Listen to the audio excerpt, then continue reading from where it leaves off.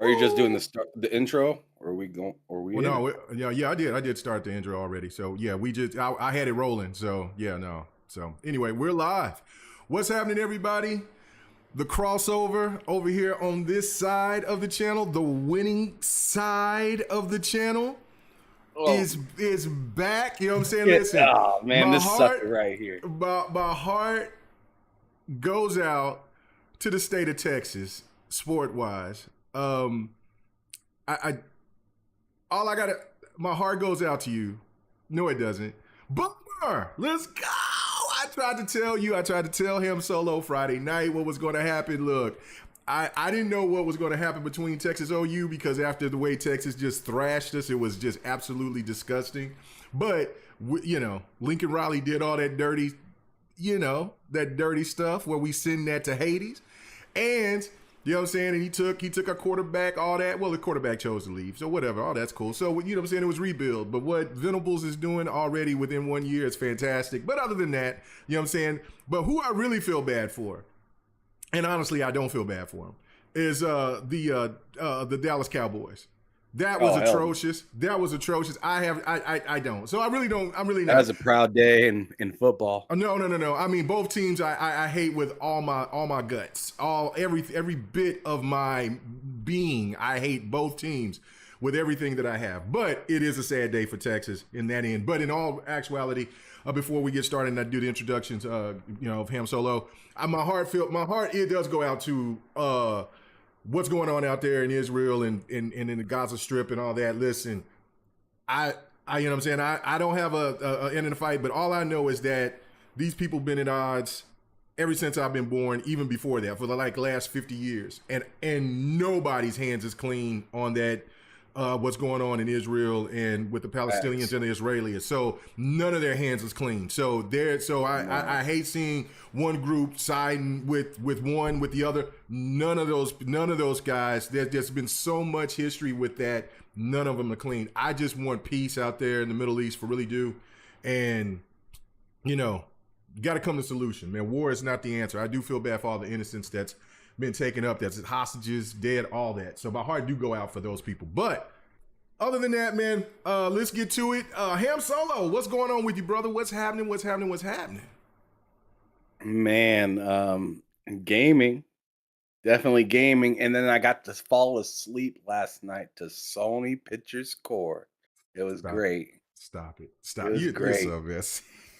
It was so great. I actually seen this post on Twitter earlier where it shows Bruce Willis playing the Fifth Element character, Oh, I saw that. That but was he's dope. but he's in a Starfield thing. So I went on ahead and separated the two. I was like, if you want to watch Fifth Element, go to PlayStation. If you want to play Starfield, go to Xbox. Those are the two options you got out of that, and I thought it was wonderful. But I've been playing all sorts of different games. The other night, me and K Mega were up to an ungodly, undisclosed time, playing Starfield. I was playing Starfield. He was playing Forza for a hot minute, and then he made the mistake of hopping on Starfield as well. So then he was up until, let's just say, the sun was creeping. Man. Man. but uh, but as for yesterday, I decided to kick on my PlayStation because it's been a while. It's been a hot minute. My homeboy Uso Vinny game shares with me, and he picked up Final Fantasy 16 back when it came out. So I figured, hey, it's I ain't got to pay nothing for this joint. I'm not really into Final Fantasy games, K Mega, you know that. Right. And I was like, oh, I'm gonna give this thing a shot, see what it's all about. And so far, not too bad. A lot of cutscenes for the love of That's what I've God. heard. Yeah. But the action is pretty nice. It's way simpler than I thought it was going to be. Almost too simple sometimes. But the action and the cinematics, which I thought was a weird thing in games. Is it new, or is it something that's been going on for a while where they have cinematic fight moments where you're hitting buttons in between, like, cinematic moments where it's like spam square.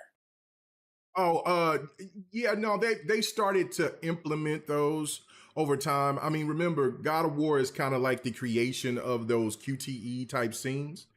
And just Final Fantasy itself has not really have gone that direction Right. but they've always had cutscenes. That's always been part of what they do. Not as many as I've heard in Final Fantasy 16. I haven't played it, so I don't know. I've just heard that everybody that's played it said it's tons of cutscenes, more than they've seen. But there's always games that's had those sequences where you do a nice, really cool cutscene, and then there's button QTEs or whatever. So obviously, from what I'm hearing from you is that Final Fantasy 16 has a ton of those so far. It has a good amount, Mm, and like I said, the game's easier than I anticipated. So, I mean, I'm having fun with it, but it's only something I can do for so long, mm. and then I have to hop on something else. Which I also hopped in Gran Turismo in wait while waiting for the new Forza to drop. And man, that game it's something. It's Yeah. something. It has a lot of fun, but it has a lot of man. I'm sorry, K Meg. I gotta say it. I can't sit Don't do here it. and Don't do I it. can't I Don't do can't it. sit here and lie, man. I was telling K Mega last night, I was like, man, I'm playing Gran Turismo. Oh, I feel like I'm eating some original Lay's potato chips right come now. on, man. Don't do that. Don't do that, I'm man. Don't start it off like that, bro. Don't I'm start it just saying, off like, like that. Oh my God. I'm just saying, man, like it is. I mean, in comparison when seeing Forza, and like I can't wait to sick my teeth into that game.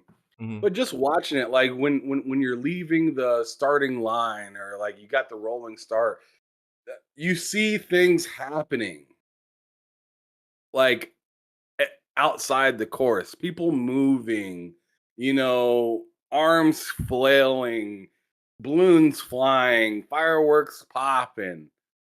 In Gran Turismo, it's just like, here's your car, here's a track, here's a few AI, and now go. And that's it. That's it. It's just like the driving isn't terrible, but it's just like there's nothing really to see other than your car. And especially if you do some of these events quite a bit, like the map, maybe the weather might change a little bit, but that's the only thing going on in the whole map is just the weather. Mm. It can be Man. pretty at times, but Yeah. at Oh yeah. times it's just like at times it's just very just dull. I'm interested to see if Forza brings out that same feeling from me because it wasn't just Gran Turismo that were dry. Like there's been a lot of racing games that were dry through the times. To where like I actually hopped off of sim racing for a little while just because I was just like, this feels like the same game I played, just different UI. Right. Um, So I'm really hoping for a change. I also hopped into Siphon Filter last night Yeah, I saw you post that. I saw you post after I that. hopped off of the chat with you. I got on Siphon Filter for like a solid hour and 15 minutes, and it was just running around tasing people and shit. I forgot how fun that game is, but man, the controls are so Oh yeah. dated. It's very dated, very dated. That's why we'll definitely get into talking about that because I mean about the remaster and things about that with PlayStation. Um, I do want to let people know in the chat. I finally added something that I've been wanting to add for a very long time. Shout out to Don for sitting there pointing me to the direction, and then as Don is as how the way Don works and operates, he's like, here it is. If you need help, let me know. But he knows how I am because I don't want to ask for help. So I had to figure it out, which has helped me become a better content creator overall and put different things. But here we go. I finally can put people's chats in the stream so people can see them themselves. I've been wanting to do this forever, and it's eluded me. It's been like the Loch Ness and the monster, but now I found that bastard, and now I'm all in. Anyway, so but want to go for Cepho. Appreciate you coming through. Appreciate everybody coming through. Share this out. Let them know that we're live. For people on Twitter out there, share this out too. You know what I'm saying? Because we going live on both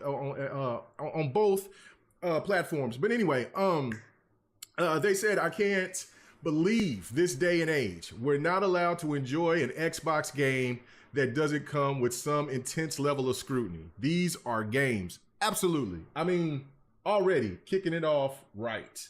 I'm definitely gonna go check other stuff, and then of course I got to do this because Lady Foxfire is messy. I do have a poll up there. Pause. I do have a well, go read the chat, and you'll see that I do have something that you can vote on, which is to see which is the best franchise, because that's going to be a topic for today. And listen, I try to be as fair as possible. You can only put so many different franchises, because I mean, there's the Dirt series, there's the F1 series or franchise, there's I can't pronounce it, but it started off on PC and now it's been on Xbox and PlayStation for, I'm assuming, for the last like 5-6 years. I'm not even gonna try to let me be country on it. But anyway, there's plenty of other racing franchises, but to me, these are the biggest ones out. So to this date, in my opinion. So go ahead and vote. Let us know what you think. And Lady Foxfire said that she was going to go ahead and vote for Mario Kart. And she said she wanted to be messy. So we're already not even got into the very first topic, and we're already getting messy on here on the crossover, which it is what it is. Anyway, so Ham, I told you about something that I seen the other night, and came from Wario 64, and couldn't believe it. I thought it was fake at first. And then I'm like, well, no, Wario don't put usually things out there that's fake. So I went and did this investigating myself and seen that GameStop had this ridiculous, crazy sale. And so I'm like, hold on, wait a minute. Let me check this out. And so I told you about it. And then we go break it down and we look through it, and we're seeing all these great deals. Okay, so I need to know. I don't know. I didn't do too much investigating on what was the reason why GameStop did this, but you risk it all and got something. I'm over here fighting for my damn life, not trying to, because I already bought like a ton of games. I feel crazy because I did not know or see this coming. So go ahead and tell us your experience on when you went ahead and risk it all when we was going through these deals. And man, people out there that don't know, man, GameStop, it's still going on to this day, man. There is tons of deals on all types of stuff, man. So Ham, tell us your experience. Well, first of all, before I go on ahead and divulge in what I got, let me go on ahead and just read off some of these deals Oof, for you guys. man. Just in case you're just like, what kind of deal is that? Or what kind of deal is available? So GameStop is doing some sort of deals right now that had me and K Mega questioning if they're still going to be in business. Like these deals are just that crazy. Like, for instance, Street Fighter 6 Collector's Edition. Yes, the collector's edition that comes with the two action figures. I believe it comes with I mean, let me just pull it up and actually read you what it literally says right here. So it says it comes with four all right, so it comes with the year ultimate pass, but it has the two characters. It looks like an art book, um Mad Gearbox, sticker set, figures, figures board, uh, in the full game. But this all comes in usually at $250. But here on GameStop right now, you can get it for $62. $62 compared to $250. There's also Horizon Forbidden West, not Zero Dawn. Forbidden West, the newest version of the game. You know, the one that's been sold for $70. And they've told us all these different reasons that you need to spend it at that price, right? K Mega. Oh, Oh, we need yeah. the money that damn bad, right? Yeah. Yeah. They're selling Horizon Forbidden West Collector's Edition, just like the Street Fighter one. Usually $200. $45 at GameStop right now. $45. The PS5 game Strangers of Paradise Final Fantasy Origin, $5. Callisto Protocol Day 1 Edition, $5. Scarlet Nexus on Xbox and PlayStation 5, $5. Forspoken for a PlayStation 5, $17.50. Jedi Survivor, Star Wars. You know that new game that came out this last May? Or what, May or something like that, right? I think it was like late May or April or something like that. $22.50. Dead Island, Dead Island 2 Hell A edition for either Xbox Series X or PS5, which keep in mind this game comes with all sorts of good stuff. Because it's the Hell A edition, which is essentially the collector's edition, comes with the steelbook with physical game, Venice Beach travel map, 6 Slayer uh tarot cards, or however you pronounce that, Yeah. 2 pin badges, a patch, and extra, weapons and stuff that you get in the game, expansion pass as well for it. Usually going for $100, but on GameStop right now it's $25. It's crazy out here, and there's many more deals. Like I think it was, I told you WWE 2K23 was like $5 or $10. K Mega, Yeah. I Yeah. believe. Yeah. Yeah. Um, it's wild. So if you've been waiting for some of these games to drop lower in price, go to the GameStop site. And if you're like, man, that price doesn't look right, make sure you hit the new button, Right. because it will pop up like initially as pre-owned, and pre-owned will be more expensive than the new one. Here's Yes. one last one, or actually, I'm gonna throw on two more real quick.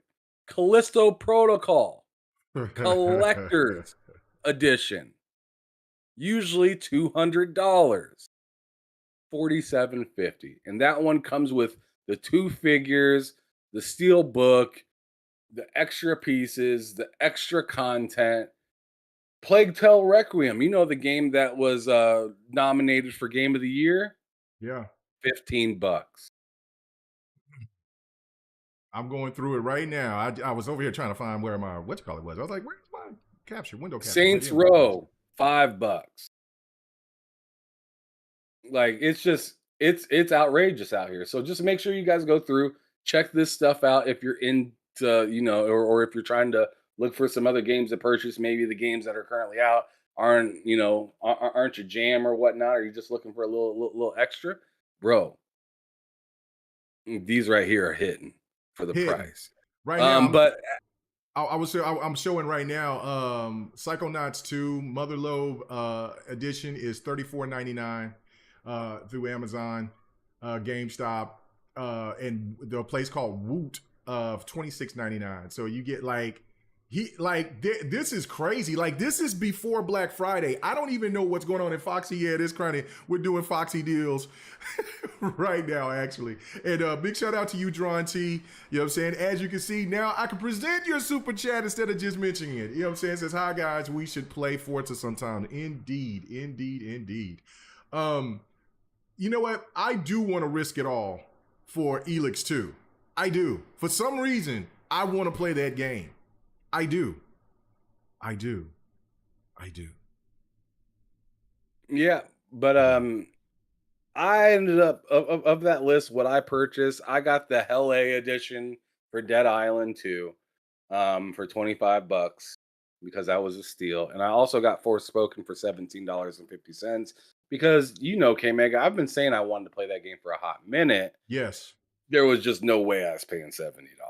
Yes. Yes. Like There right here. wasn't a chance No. in hell I No. was paying $70. In fact, I told myself I don't want to spend any more than $30 on Dead Island. Got it for 25. I told myself I didn't want to spend any more than 25 on Forspoken and got it for 17. So dubs all around. Yeah, no, it's winning. Like I mean, you know what I'm saying, Xbox $100 Xbox gift cards for $88. Like I mean, there you know, a PlayStation gift card for $90. Yeah, I mean, it's just incredible these deals.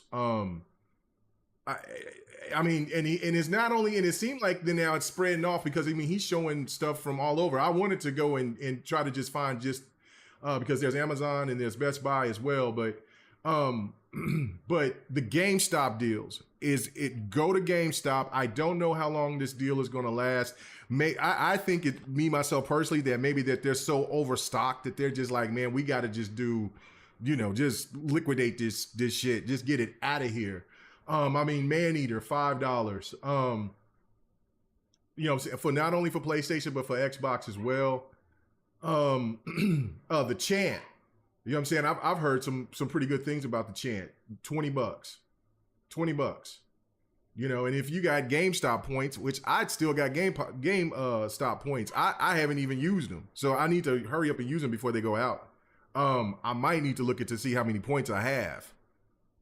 I don't know, man. I don't know. That I'm trying to look for that.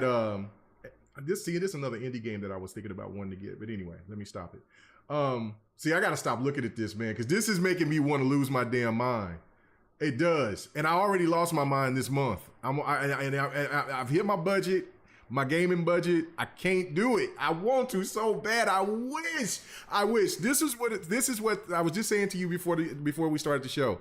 If I knew about the Street Fighter collection being only $62, I would have skipped on buying the Adventures of Day, of the Dragon Quest Adventures of Dai, and picked that up later. So I could have picked that up and then maybe picked something else up, right? Like, oh my goodness. And yeah, I mean, Callisto Protocol, I got it for $12 and it's only $5 here, but I mean, I'm not tripping over the $7. I'm not, but still the savings. Oh, look at this. You know what I'm saying? The Xbox Elite wireless controller, which yeah, I got this right here. Yeah, $99. This I got right here. And it's worth it. It's 100% worth it. Man, I can't. I got this baby I can't right go here. back to the old controllers anymore. I can't.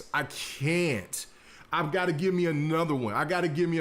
I love them, but I mean, you know what? When people brought up the clicking stuff, I started to think about it and then I started hearing it, and I'm like, oh shit, they're right. But anyway, the clicking doesn't bother me. To me, it's just I never really paid not attention being to able it to have, not being able to have the tall stick right here that I can have, and also, I like having those paddles on the back of my controller. Oh, dude, yeah, I still don't use the paddles, but I mean, I get it.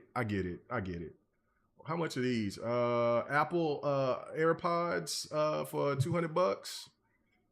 But yeah, no, there's just so many great. Yeah, I know. Oh, Gotham Knights. Listen, this is what's crazy, right? Like I've been seeing a lot of people talk about you know what? I wish I played Gotham Knights earlier.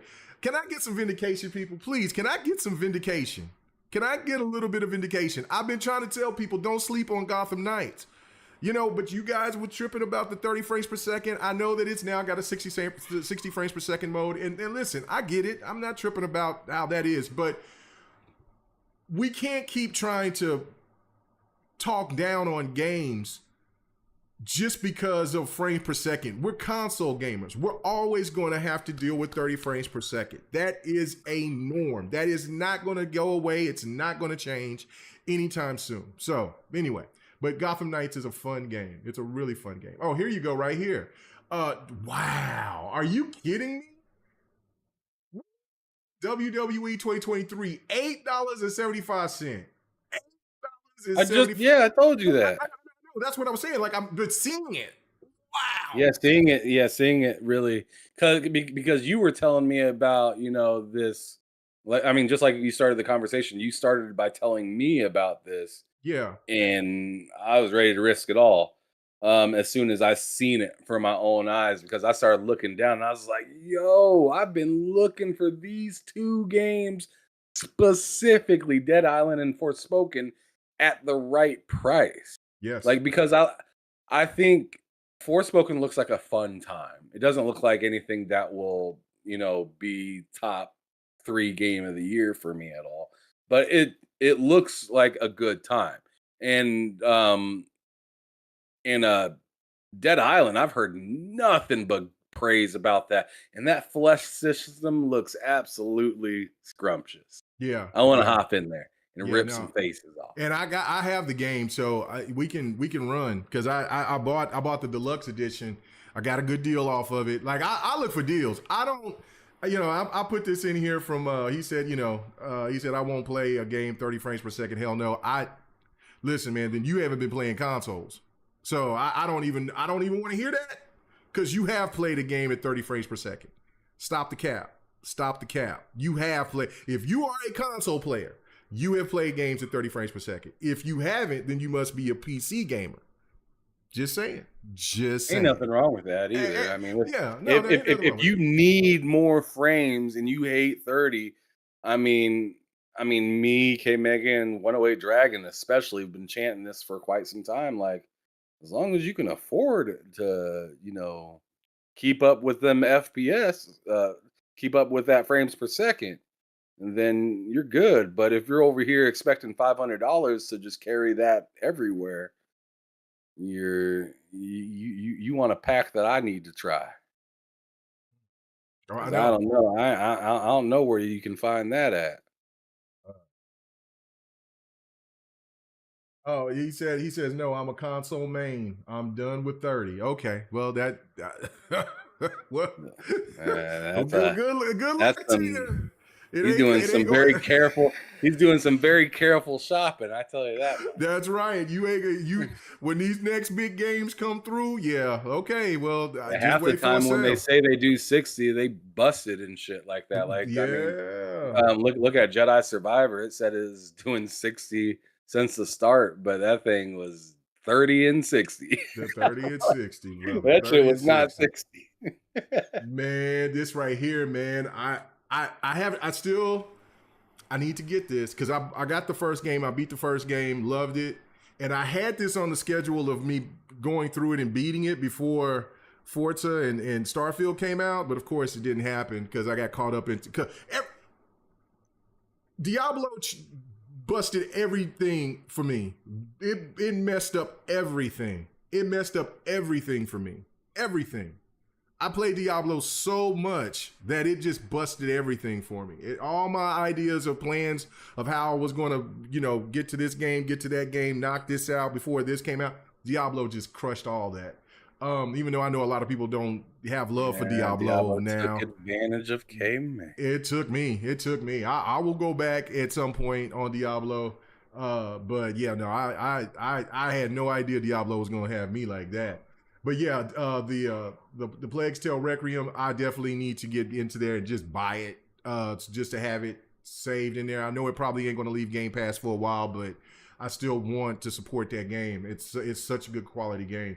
Yes, get that Fighting Herd. Oh no, for $20? Nah, man, I got Fighting Herds on PC and on Xbox for five a piece. Come on now, come on, drop the prices. Drop the prices on Fighting Herds. Now see. Oh no, what? Okay, they got me. Cause this I gotta get it because I've been waiting for this. They got me. What happened? Wulong Fallen Dynasty, $20. They got me. I'm gonna have to Hey, have me a Mega, hard cut. come on, They got bro. me. Come Man, on, everywhere man. I've looked, No $60. resist. I've Resist. been waiting to get this game, man. Like I've been wanting to get this game so bad, but I'm K like, because Mega, I got resist. you got me. Come on, K Mega. Breathe. Breathe. Let me hook you up with this. Am I able to push this? Can you feel this if I push this into the mic? Pressed it. This man needs some oxygen. Why did I go here and said I wanted to make this a topic? This is dangerous. Oh shit. Man, God what? damn it, K Mega. You done I gotta get ruined the it. show. I gotta get it. I gotta get it. You listen. People don't listen. Listen. As I say, as I'm one of those parents, do as I say, don't do as I do. I'm over here looking at this Scarlet Nexus for $5 though. God, this is only $20, ladies and gentlemen. Yes.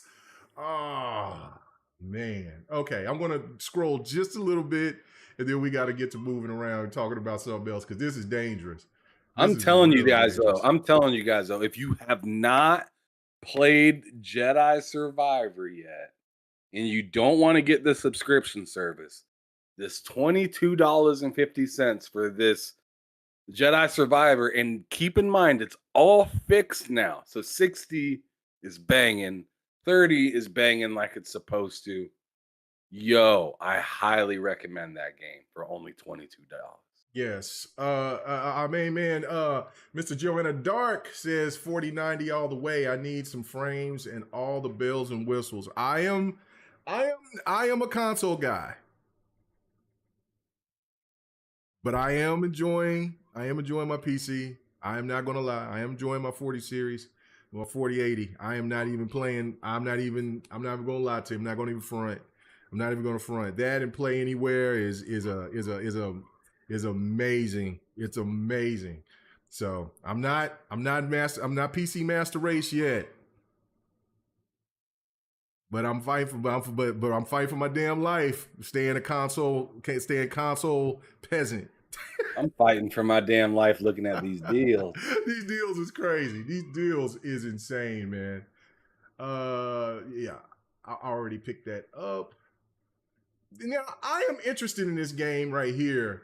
I don't know. People who played Scars above, please tell me what if y'all played it. What is it like? It does interest me. It's something that the reason why I'm collecting so many games here because I'm going to get back to starting to stream again once I get everything settled with my mother and all that. And so I could get to start streaming on a regular basis, do Fight Night Sunday and all that stuff. I haven't done any of this in a while, but once I get all that done and squared away, I want to have games to just show people different stuff when I start streaming again. And this game intrigues me. So if anybody knows what this game is, let me know. Check the price on the used PlayStation VR 2 real quick. That part I don't know. I'll check it real quick. Yeah, check it right fast and let us know. Check us right fast, and then we're going to get off of this topic. This is dangerous stuff. Now this is crazy because Atomic Heart is still $35, but Wulong, which I think Wulong is a better game, even though I do like Atomic Heart too. Maybe it's just in the sense of a more popular game, or maybe just whatever, but I don't know. Also, if you guys out there for PC, Humble Bumble, you get free games every you get a number of free games every month. Just saying. There's angles to this, man. I've been all up in here. Now, this is a fighter that I've been interested in. It's not something that I would take seriously, but it's just something because it's a fighter, and you know how I support fighters. So this is something that's caught my interest. I've been seeing it for a while. It's not something that I'm going to look at and I'm going to say, oh man, Fight Night Sunday, God of Rock all night long. But I do want to get it because it's a fighter. I don't see anything about the used. Yeah, I don't see anything about used PlayStation, and I think this is all just games. I don't think it's so much hardware except for like the collector's edition, as well. But also, what's tripped me out too is the Switch games are discounted the way that they are too. So if you're a Switch Right. owner, Like there's Fire a Emblem and stuff. Fire Emblem. There is a lot of Switch games out there that are on sale, major sale, something we've never seen from Nintendo. So obviously, this, like I said, this could be stock, and it also could be a situation to where Nintendo is getting ready to reveal their new console here sometime at the end of the year or beginning of next year. But these are signs of Seth telling me that Nintendo is getting ready to transfer over. And these games because these games normally wouldn't be cheap. This game, if it would be what, $40 at the least. So to be $25 for any Nintendo game is bizarre as hell to me. So yeah, movies, they got movies as well. Okay, all right. But this is what's tripping me out. These Yeah, it's $15 for Fire Emblem. $15, ladies and gentlemen. You've never seen a Switch game for $15. So that's another reason for me. I do want to risk it all, but I have to be smart about this. That Wulong gonna get got though. I got no choice on that. I gotta get that. I gotta get that. But yeah, no, I mean, this is insane. I mean, these collector's editions, like, I mean, I don't even know what game this is, but just having the collector's, I would just cop it just because it's a collector's edition. I mean, I don't know. This is the gamer in me, man. This is my favorite hobby. This is what I spend my money on is this and music and cars. stuff for my truck and my car. Let's see. The Quarry, that's only $10. Okay, I got to get out of here. You're right. We got to move on. This is getting this is too dangerous, ladies and gentlemen. This is Kirby Star Allies is $15 as well. Man, this is nuts. This is nuts. Lady Foxfire, let me go ahead and let me highlight that.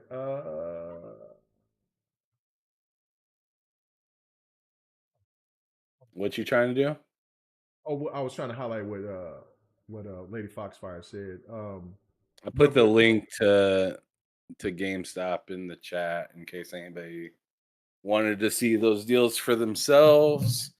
I put the link to the results of those deals. But she said, I'm pretty sure GameStop's got a new CEO. Maybe that's why we're seeing this. But this is just like a month and a half away from Black Friday. So this is what's tripping me out. Like, I mean, if this was a Black Friday deal, this would be nuts. But I don't know, man. This is just really crazy to me. It's really, really wild. But okay. If it was Black Friday, it'd be like, okay. Yeah.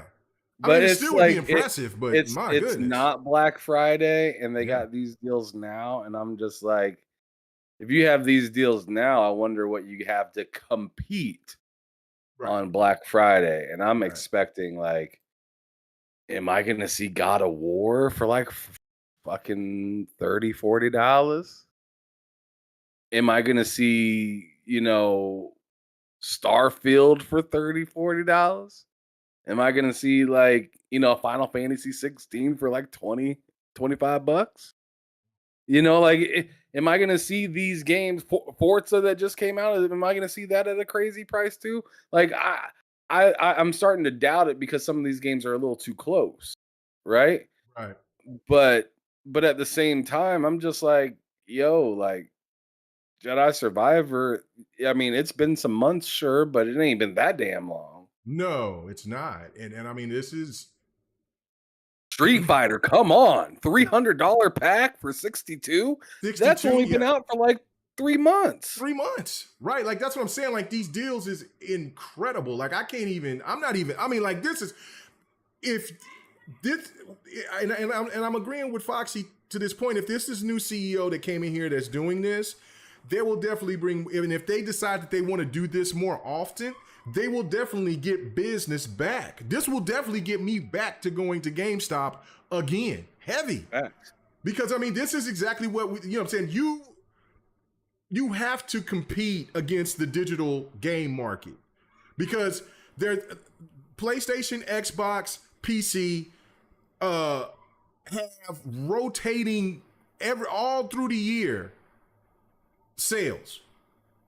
At GameStop constantly keeps their prices at the same and have a couple of sales, I think, every blue moon, that's the reason why it's a dying brand. So you have to compete, and this is the way to compete. And I think the reality is kind of set. Is like, look, the age of the hard copy games are dwindling. It's not the same. Yeah, there are still gamers out there that still only want to buy hard copy games, but the more and more it's much more convenient. You don't have to stand in line, even though I do miss standing in line for midnight releases and stuff like that. But the convenience of digital purchasing, on top of the fact that when you that the deals that you get from digital purchases, you got to do something with the hard copies in order for them to make for people to come to GameStop, walk in, and not just have like plushies and keychains and a couple of this and that. You're gonna have people going to GameStop for the games and the consoles. So you're gonna have to change your dynamic, even if that means hitting the pockets a little bit, because you're not making any money anyway. About people, I mean, there's been every time that I have gone into GameStop, it is dead. It's maybe one or two people, if not anybody, in GameStop for the last 4 or 5 years that I've gone in there every blue moon. They got to make some different changes. What is your thoughts, Ham?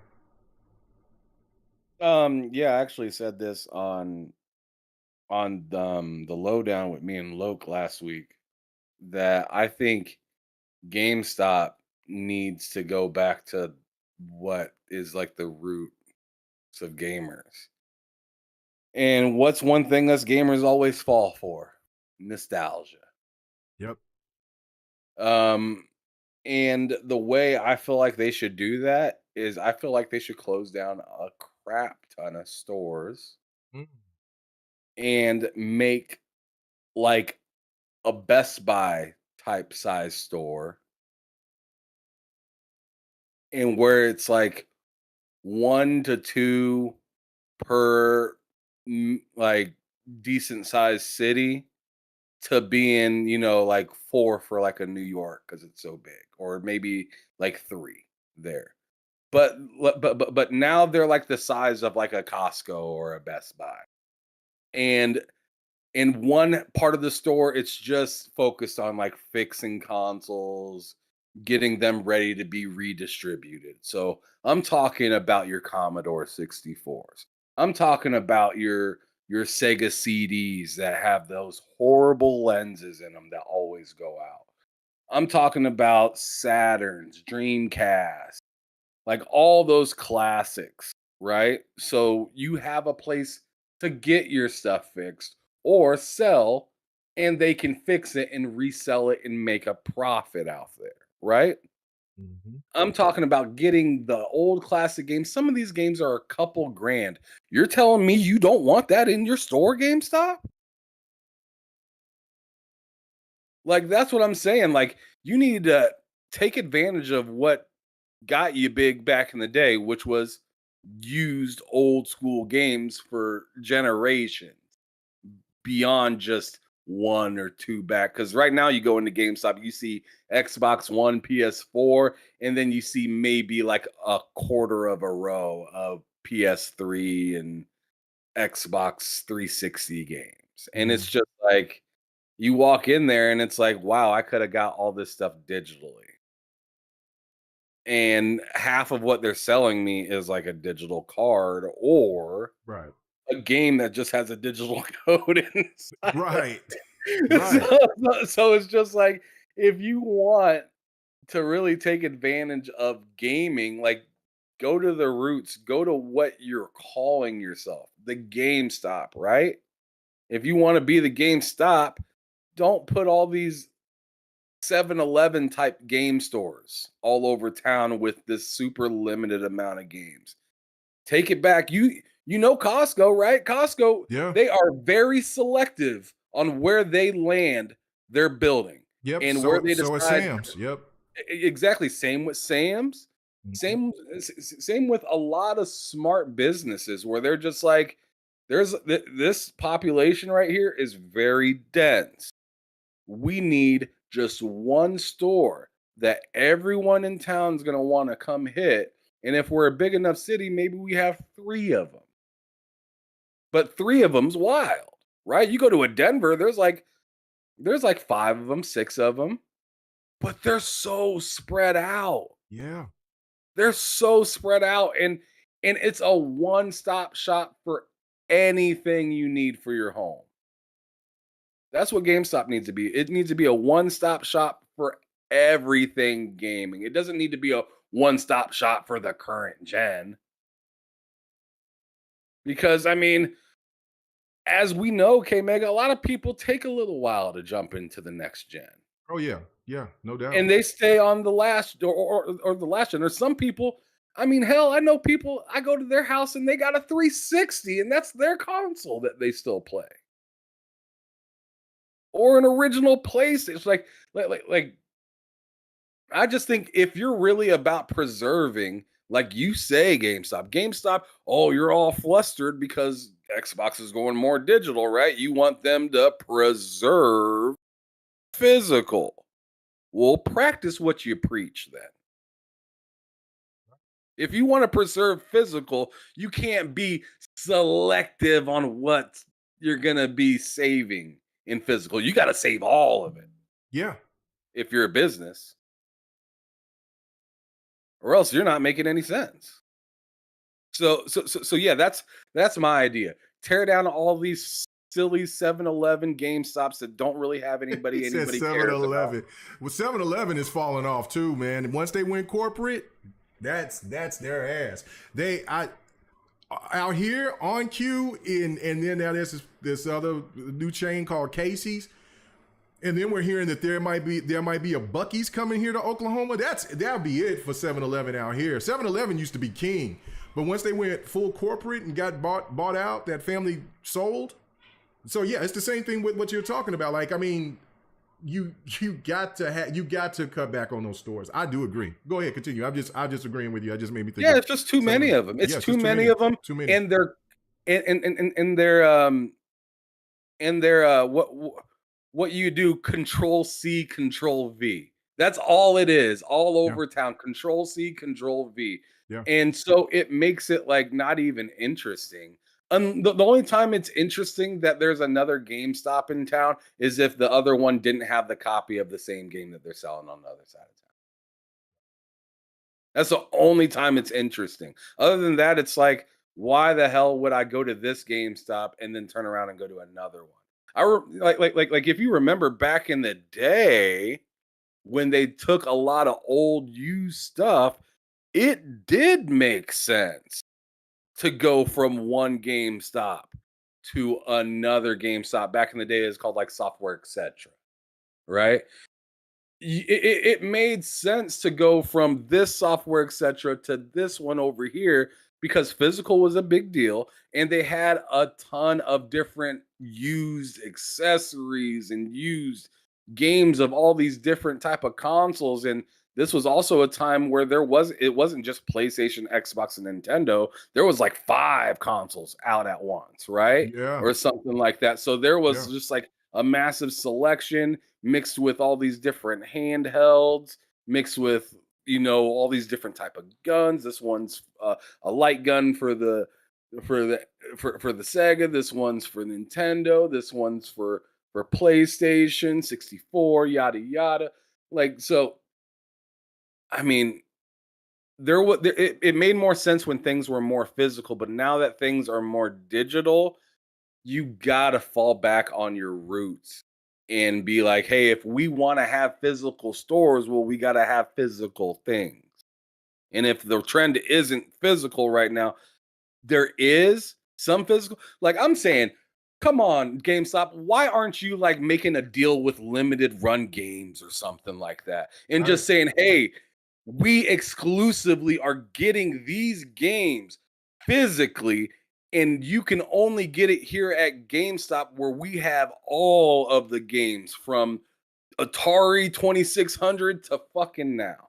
From Magnavox to PS5 and Series X to your 4090. Like, why don't you want to dive into that?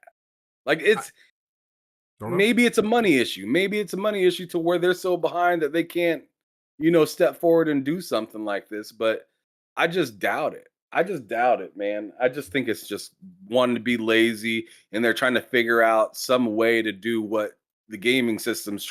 No, I mean what the gaming industry is trying to do with live service. You know, you're trying to Yeah, find a quick buck without having to do a whole lot of work. If you decide to get all of these old consoles and then pay all these workers to fix them and stuff like that, you're then setting yourself up for more liability. I get that. But what are you but that's the kind of stuff that you gotta do to stay in the game. yeah, no, it is, and what Sir X Man said, he says, and this is why the pink gorilla. He says this is why the pink gorilla GameStop is still making money in Seattle. I don't know what that means. Pink gorilla. Can you explain that to me, Hal? Nope, nope. I don't know. Pink gorilla, Sir X Man. Okay. Go to this one. He said, and Phil made a plan to help GameStop keep money coming with the sales of those digitals, which that is true. That because GameStop was, retaliated against Microsoft because Microsoft started to do the digital thing and promote it heavy. And if you remember, GameStop went heavy with PlayStation because PlayStation was, talking about physical copies, and so it kind of backfired. Well, it did backfire on Microsoft because then all that Powlon came on with like, well, the DRM digital content. Microsoft is doing something completely different, trying to take gaming to another direction, trying to force us to like digital games. And now we look and we fast forward what, like 10 years later, 80% of the gaming market is going is automatically buying games digitally. So it's pretty crazy that Xbox seen the vision, but GameStop kept themselves strong, and then all of a sudden when they sided with Sony on that situation, Sony was like, well, shit, we going digital too. Hey, Sorry Mega, for you. I see Megatron in the chat. He said, "I would love to get my Sega CD fixed." I'm Oh, telling you, brother, I'm Megatron, what's telling happening you, with you, brother? I'm telling you, there is a market, absolutely, Yeah, for a yeah. place where and see, this is why I want it to be like Superstore, Costco type esque for GameStop, to where it's just like, yo, there is a market for people that want their shit fixed. They don't want to keep just buying a new one, and they want a reliable place. They don't want to go to a mom and pop's place and then have to Hmm. buy it, and then they get overcharged like $200 Yeah, to fix something that took them 25 minutes, but they didn't call you until the next day because they wanted to make it sound like it took a while. Like I like I would I have two broken consoles. I have a PS3 that's busted. I do have one that works, but I have a PS3 that's busted, and I have an Xbox that has a bad power a bad power brick, which really the Xbox is fine. I just need to fix the power. I just need to go get a new power brick. But what I don't like, or what I would like, is to be able to just comfortably take something somewhere. And let's be real, it's more comfortable when you take something somewhere that's corporate. sure. It just is. The insurance is there. The the ability to be able to trust the person behind the counter because they're a large corporation. It's just different. You feel better buying something at Best Buy than you do at a used game store, even if they're selling it to you brand new. You just do.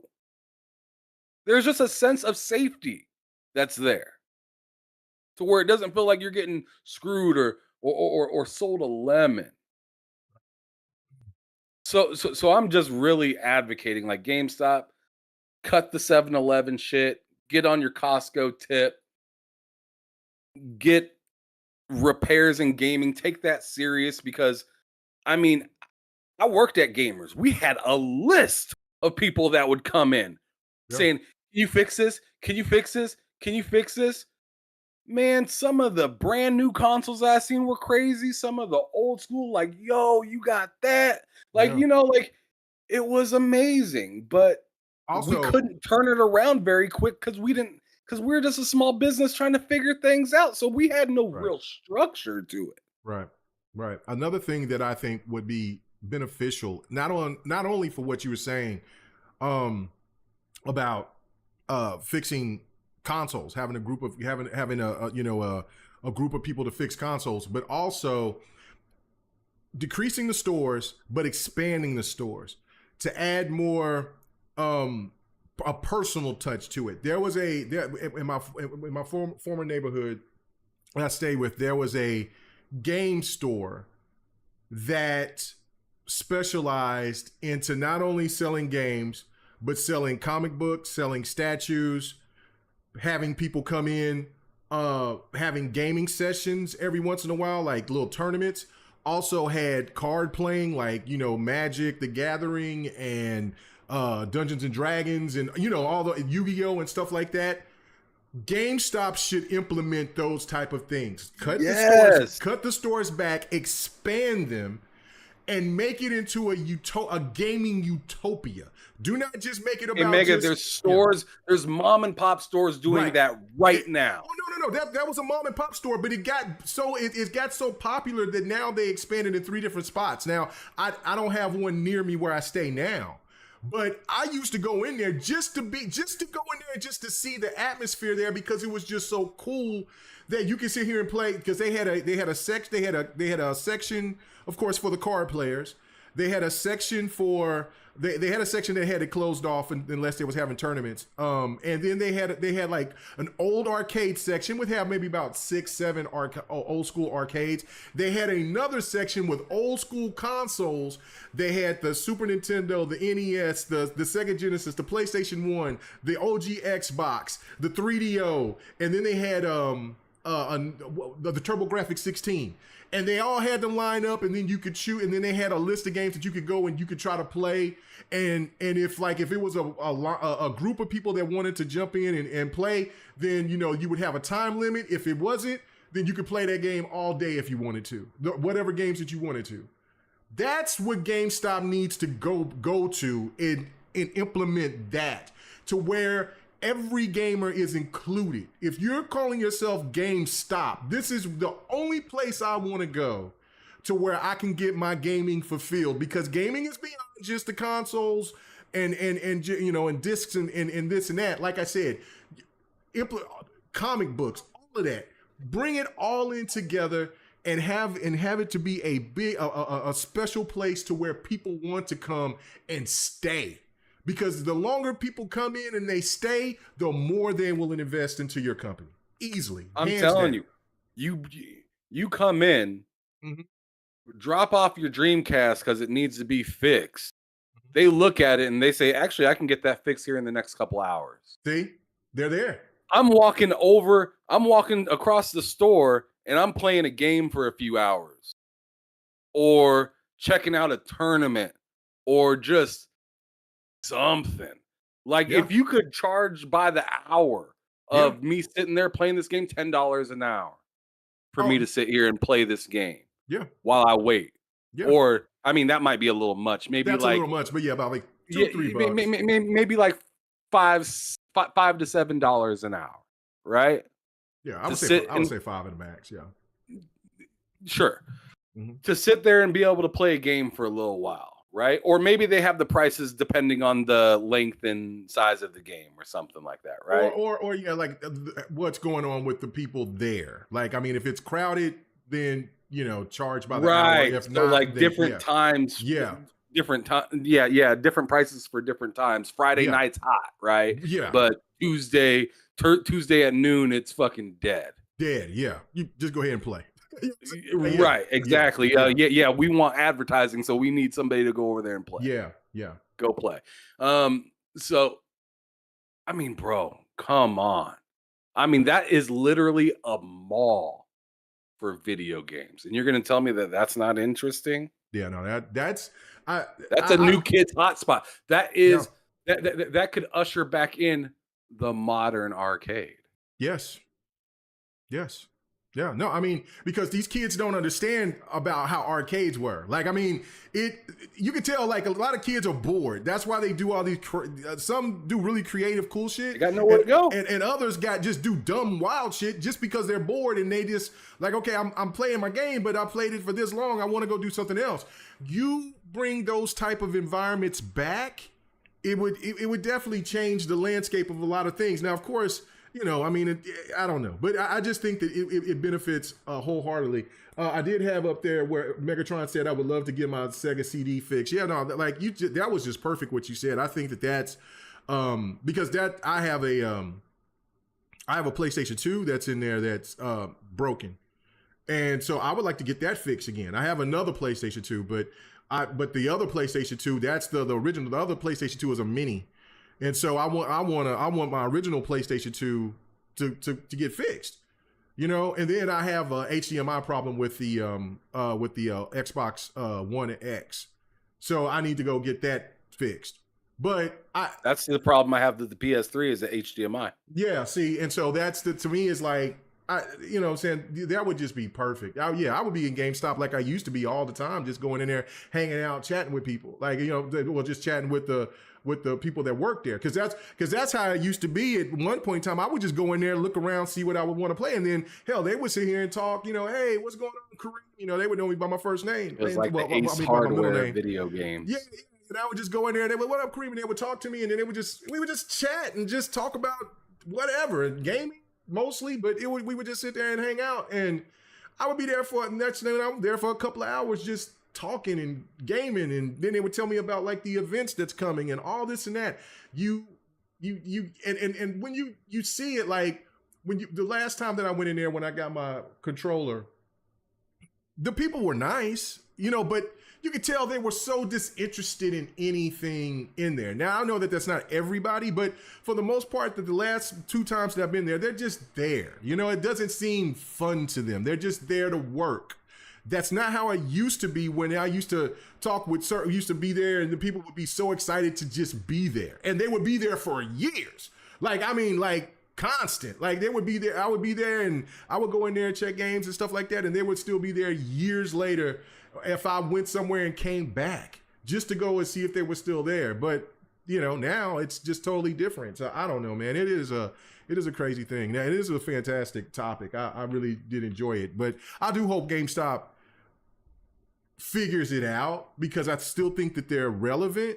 But if not, I hope another company comes in and utilizes what the opportunities are, because I don't want video game mortar stores, you know, brick and mortar stores to go away. I just don't. I want them to still be viable. I think there's something special about that. That nostalgia, it should be there for the younger generations of gamers, in my opinion. But anyway, Drawing T, man, really do appreciate it. He said Microsoft should buy 51% of GameStop and make it where you can fix your game consoles. You and this buying.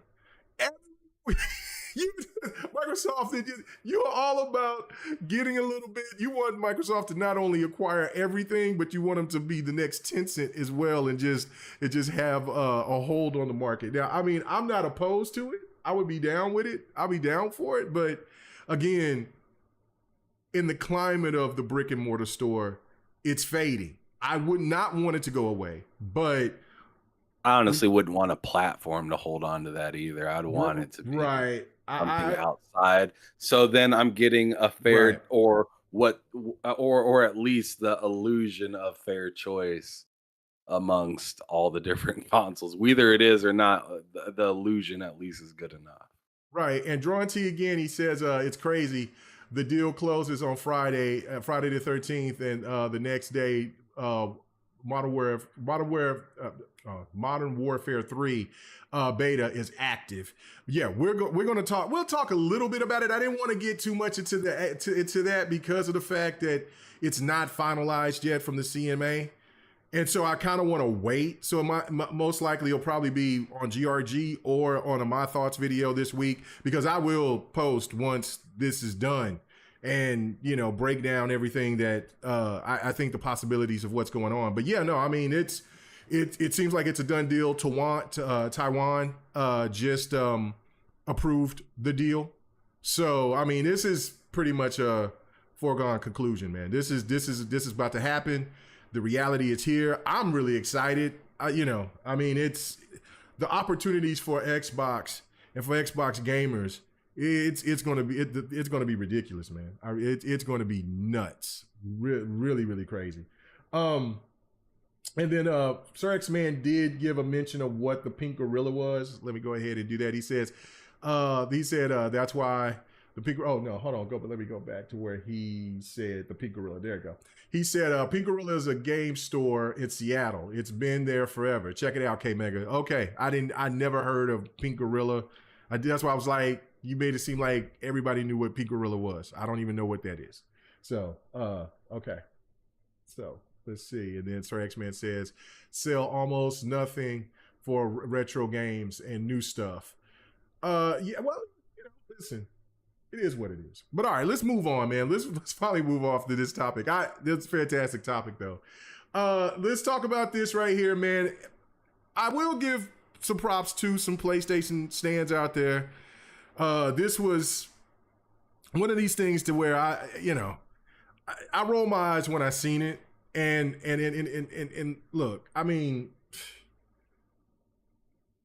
enough is enough, but hey, it is what it is. Right here, I'm gonna post this right here. If I can go ahead and do it, boom. Let me just go ahead and just say what this person said. It says, why don't they remaster games that actually need it?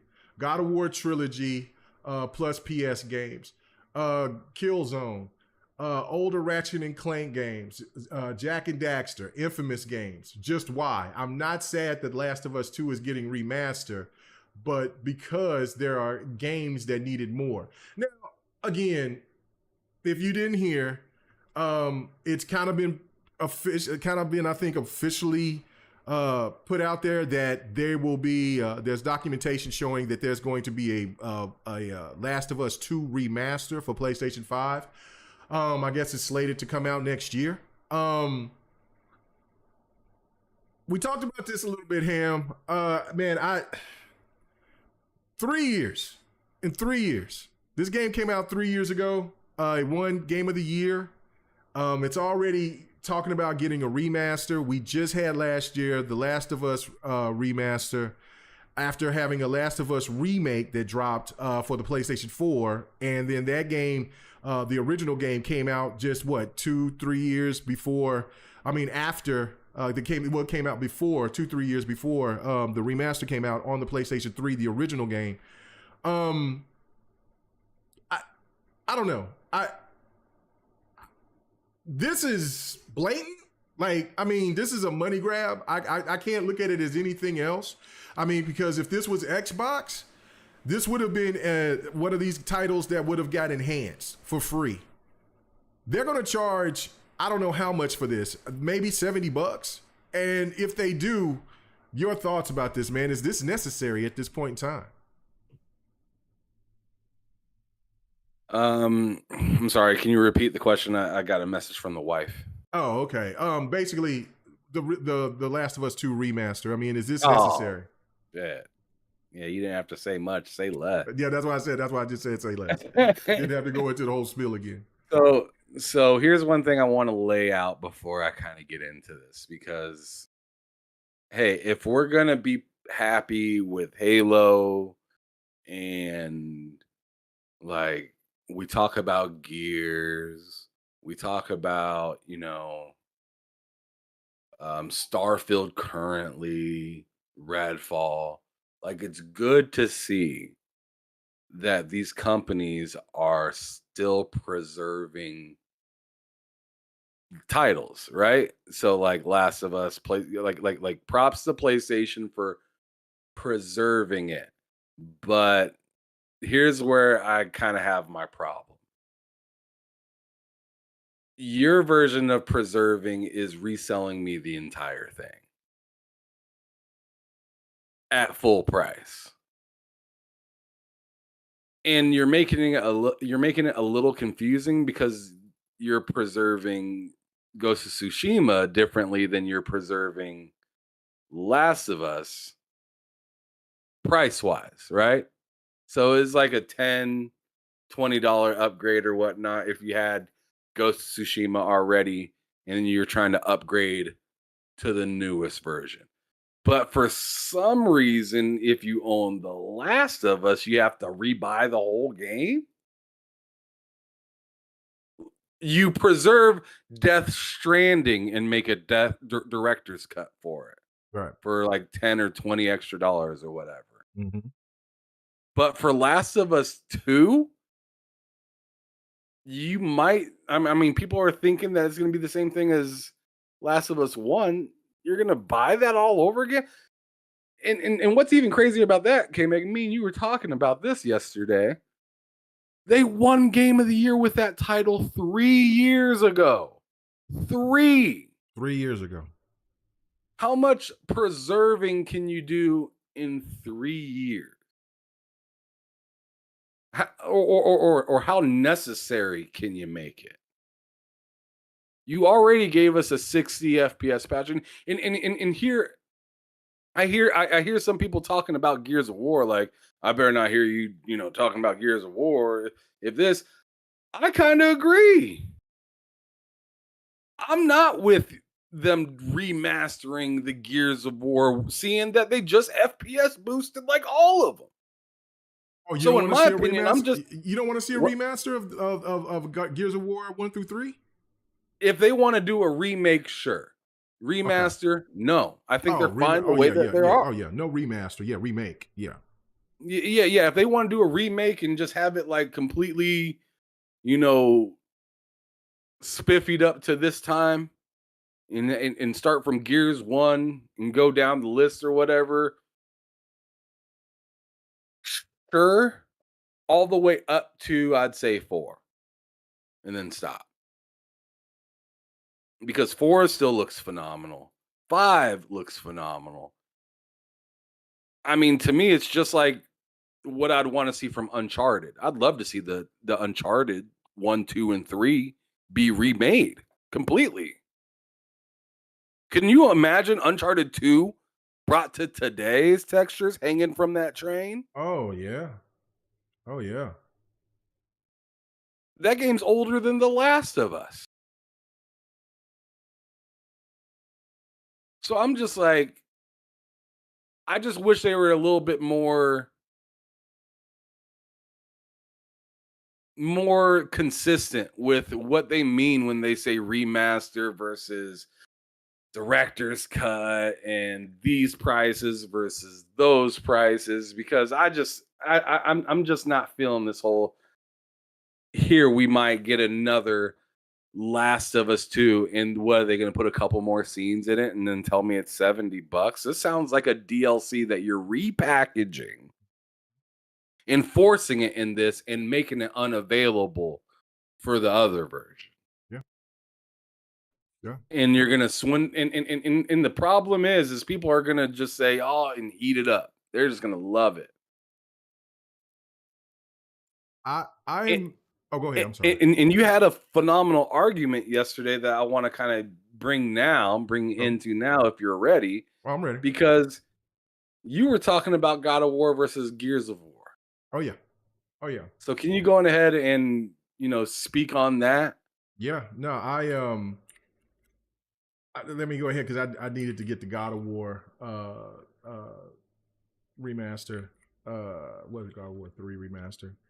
Oh, well, let me go ahead. I'm over here showing it. Anyway, let me go ahead and go back to this first to what this dude said. But anyway, I'll get to the God of War thing. But yeah, like if I remember, and say, let me just read what Gamers Initiative podcast said. And this is what's funny to me because this is what's going to be my argument going back to me about the media. Saying it was like, don't don't fancy covering Jim Ryan leaving, which they haven't. They talked about it, and now that we don't hear about it now. The Last of Us 2, unnecessary remaster. Not hearing anything about that too much. Factions cancellation. Not hearing anything about that. KOTOR cancellation. I mean, you've seen it, and then they don't talk about it, but yet they're still talking about Starfield, and then in the fact of it, they're even now making they're even making posters saying, well, Starfield is forgotten, but yet you're still talking about it. If Starfield is forgotten, why in the hell are you still talking about Starfield? Anyway, regardless. And then, of course, the anti-highlights. Now, I want to take it back because I want to know this, because some of you guys that's in here, I've seen you from years back. From some of you guys, a lot of you guys are new or new-ish. I want to take it way back to when I first started getting into YouTubing. And I could, or content creating. And I remember vividly that the remaster thing back then was a no-no. It was looked at and regarded as something completely garbage, that it was an unnecessary mean to do something. If you want to go way back, of course, those, everybody said, yeah, that's fine. But if you remember, there was 2 games that came remastered. It was God of War 3 on PlayStation, and it was Gears of War 1. Under Unreal, right? And Ultimate Edition, I should say, not Unreal, but because yes, all Gears is made under Unreal, but the Ultimate Edition. The one thing that blew my mind about that was during the reviews, they gave God of War a higher rating. Who's they? IGN. Let's get to it. Let's get to it right now. Boom. Yeah, all right. yeah. Let's get to it. Let's get to it. This is the IGN. I've been had it saved. I just didn't. I was good to God of War, but this was the thing that got me right. They docked this game. They docked God of War. If you guys remember, they docked God of War. Gave it an 8.5. God of War or Gears of War? I'm sorry, Gears of War. Sorry, Gears of War. Gears of War. Docked Gears of War because they said it was too much A button. And let me read what he says. He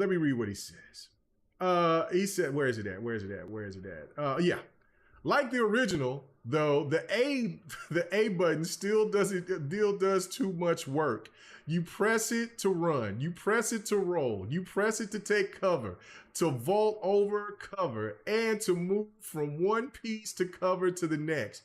It's too easy to try to do one thing only to accidentally do something that gets you killed. Let me read that again. Only to accidentally do something that gets you killed. Okay. I thought I made that mistake, but it was him. But anyway, this is one of the few situations that reveals Gears' age. They docked it and gave this an 8.5. Let me go back down to it. Now they talked glaringly about it. They gave it 8.5, right? 8.5. That's still a good rating, no doubt. But with God of War, which here I'm going to type it in here in a second. Hold on. Let me go here and go type it in. With God of War, they gave it an 8.8. And I was thinking, my whole argument was this: like, no, both games are great, right? But you go and you do this. And this, there's one glare. Oh damn, your stream. Yeah, it's back. It's back up. Okay, yeah. Yeah, it's in. Hold on. Hold on. All right, let me get. I should have had this already ready to go, but that's okay. That's my fault. Anyway. They gave it an 8.8. And the one glaring difference for me, and one of the things that I was saying that was a big problem for me, was the fact that one game had multiplayer. They remastered the multiplayer as well in Gears. How is it that you're going to go ahead and going to dock because of an A button, but then you're not going to dock the game that was remastered? It's the same exact game. It just got better polish on it. Like, they really had to redo and retool everything. Regardless, this was where the very first sign for me is when I knew that the media was on some bullshit. My very first time. And that's when I said, look, there's something not right about the gaming media at this point in time. Now we fast forward and we see this.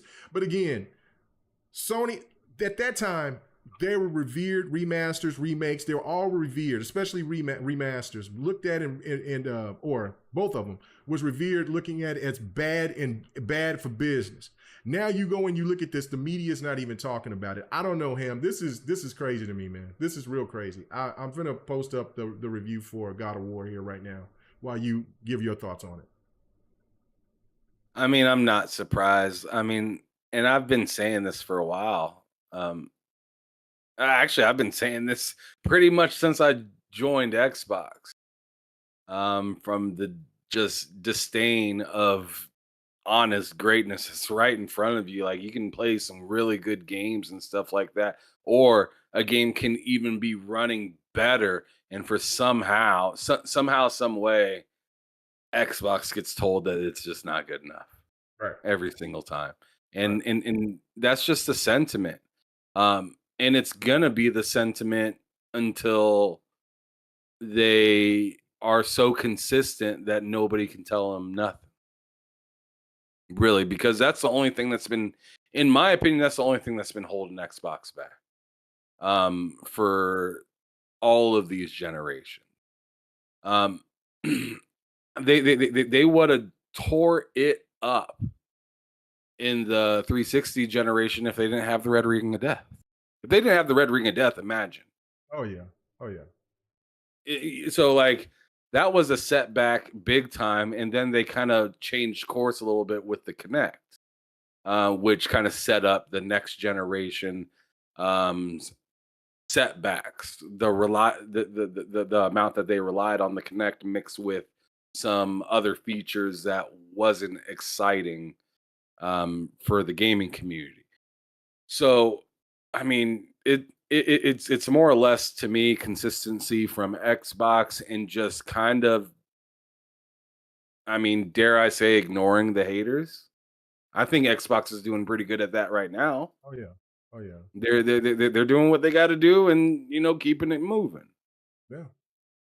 And that's what I kind of like about them right now. Is no matter all the noise and whatever, they're still kind of keeping it moving. What I hope for going forward from Xbox is they just stop even attempting to give the light to people like IGN. People that Right. prove time and time again that they're only on your side for clout, they're not really on your side. Right. No, they're not. And I mean, there's just so much stuff here that people are saying I'm going to post, but John T again, thank you so much, man. Really appreciate the support. He said the remaster station, bye bye Sony. Oh my goodness. But as you can see right here, like it says it right there, glaringly. God of War Remastered update is mostly visual, but the action reminds us of why we love this bloody series. And listen, but it's not the series, it's just one game. I'm not tripping about the score, right? If you wanted to give it an 88, that's great. But when you give this, you know what I'm saying? When you give this an 8.5 and this has multiplayer, and on top of this game is older than God of War, than when God of War released and when it came out on the PlayStation 4. I mean, it just comes to show that, and I seen what somebody said, that there was somebody that bought IGN that formerly works for PlayStation or works for PlayStation or whatever the case may be. I mean, but this is ridiculous. The online aspect alone should have gave this the same rating or a higher rating just because of the online alone. That is just fair, because the online is 10 times better. And that's the one thing that caught a lot of people off guard, was how good that the online was for the Ultimate Edition. I don't know, man. And then the way that you go now, like the way that the media has reviewed Xbox games, they dock for whatever reason. They just dock. If it's an Xbox game, it's getting docked a good 5 to 10 points off the rip. It's not even a question at this point now. I mean, I don't know, man. It blows my mind. It blows my mind. You sit here and you say right here, it says Gears' strong style and gameplay makes it enjoyable even today, 9 years after the original was released. And then you go here and then it says the remastered update is mostly visual, but the action reminds us of why we love this bloody game. But the fact of it is that it's mostly visual. That's it. I mean, well, the frames per second went up, but that's great. But it's a single player game that came out later than this game. It has a whole mind to it. I don't know. That just blows my damn mind. But again, with the way Sony that's over here doing the way that they're doing things, it's crazy to me. The remaster, if PlayStation fans want to sit here and accept that, I don't. It made sense last generation because there was so many people that had a 360 that were not happy with the Xbox One for whatever the reason was. And they went and got a PlayStation 4. One of my main reasons was always because the price difference between there was a $400 console and then there was a $500 console. And then, of course, everything else that you implement into it, right? That made sense to put those remasters out there because there was a new audience. Those people now, they either bought both consoles or they're still on PlayStation. So what's the point of... I don't know, man. It's not like you just adopted more Xbox gamers. You know what I mean? Or you adopted PC gamers. You didn't. You know what I'm saying? That's not playing. Man, I don't know, man. It's a money grab. And if people... Well, they didn't do it with The Last of Us 1. People didn't jump in and play and buy The Last of Us 1 remaster like that. And then when it came to PC, it was an absolute disaster. But I don't know. We'll see what they do with this. We'll see what they do with this. I have no idea. Any more thoughts on this before we move on, Ham? No, I'm good. Yeah, this was just tragic. Yeah, I'll just read that part. It said it came out that Ziff Davis, owner of PlayStation Magazine, bought IGN. Okay, that I mean, it's telling. It's just telling, man. I don't know, but I'll get off of this. This is ridiculous. Let's keep it moving. Let's talk about next to our last topic for today, and that is about Forza. And it came out. It came out. Well, the Ultimate Edition came out. I've been playing it between that and Starfield. I enjoy the hell out of it. I think, as you can see in the gameplay, it's just right on cue. Good deal. This is the best Forza driving wise, visually. Is there things missing within the game than the previous games? Yes, there is. But you cannot deny how special this game looks. You have to play it to experience how good this game looks. You have to play it. You have to experience. And what's even crazier is that even though visually it is leaps better than Forza 7, the driving mechanics in this game is the best that it's ever been in the Forza franchise. Especially the motorsport side of it. That's the secret sauce. That is it's incredible. And the new things that they implement into it with the with like how how you where you drive a vehicle, like right here I'm driving this Supra, right? And each individual car has, like, you can upgrade it, right? And if you care about that car that much, you will continue to keep racing it throughout so you can max out all the abilities that you can get for that car to where that car can be maxed out the way that you want to. Not everybody, you know what I'm saying? The career for what I've played so far, it's cool. It's different. The presentation is better. I mean, the presentation is better than what it was in 7. I thought that was one of the weak points for 7 was their presentation, and the fact that the career mode it was cool, but it didn't sit really well with me. This is much improved. The presentation is much improved. Do I still feel that the presentation is better than Gran Turismo?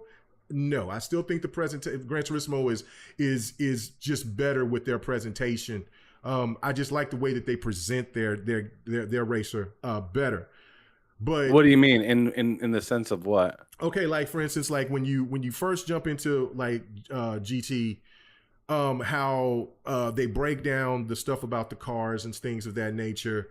They give you the history of the cars as you as like you like through a loading screen, or when you're waiting, or when you pick that car for the very first time, they give you the history of where that car came from, who was Yeah, the all that stuff like that. That still to me is top notch with GT.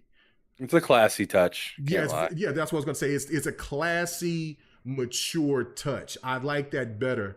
But this is much better. Their presentation compared to 7 and before is much better. So when you look at the differences between both games, um, the reason why I give the different why I give it to Forza is because I've never seen a motorsport game look like this.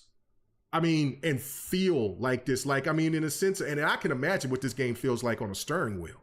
Like, I mean, Project Cars, you have to play that with a steering wheel, right? Like, there's no question about that.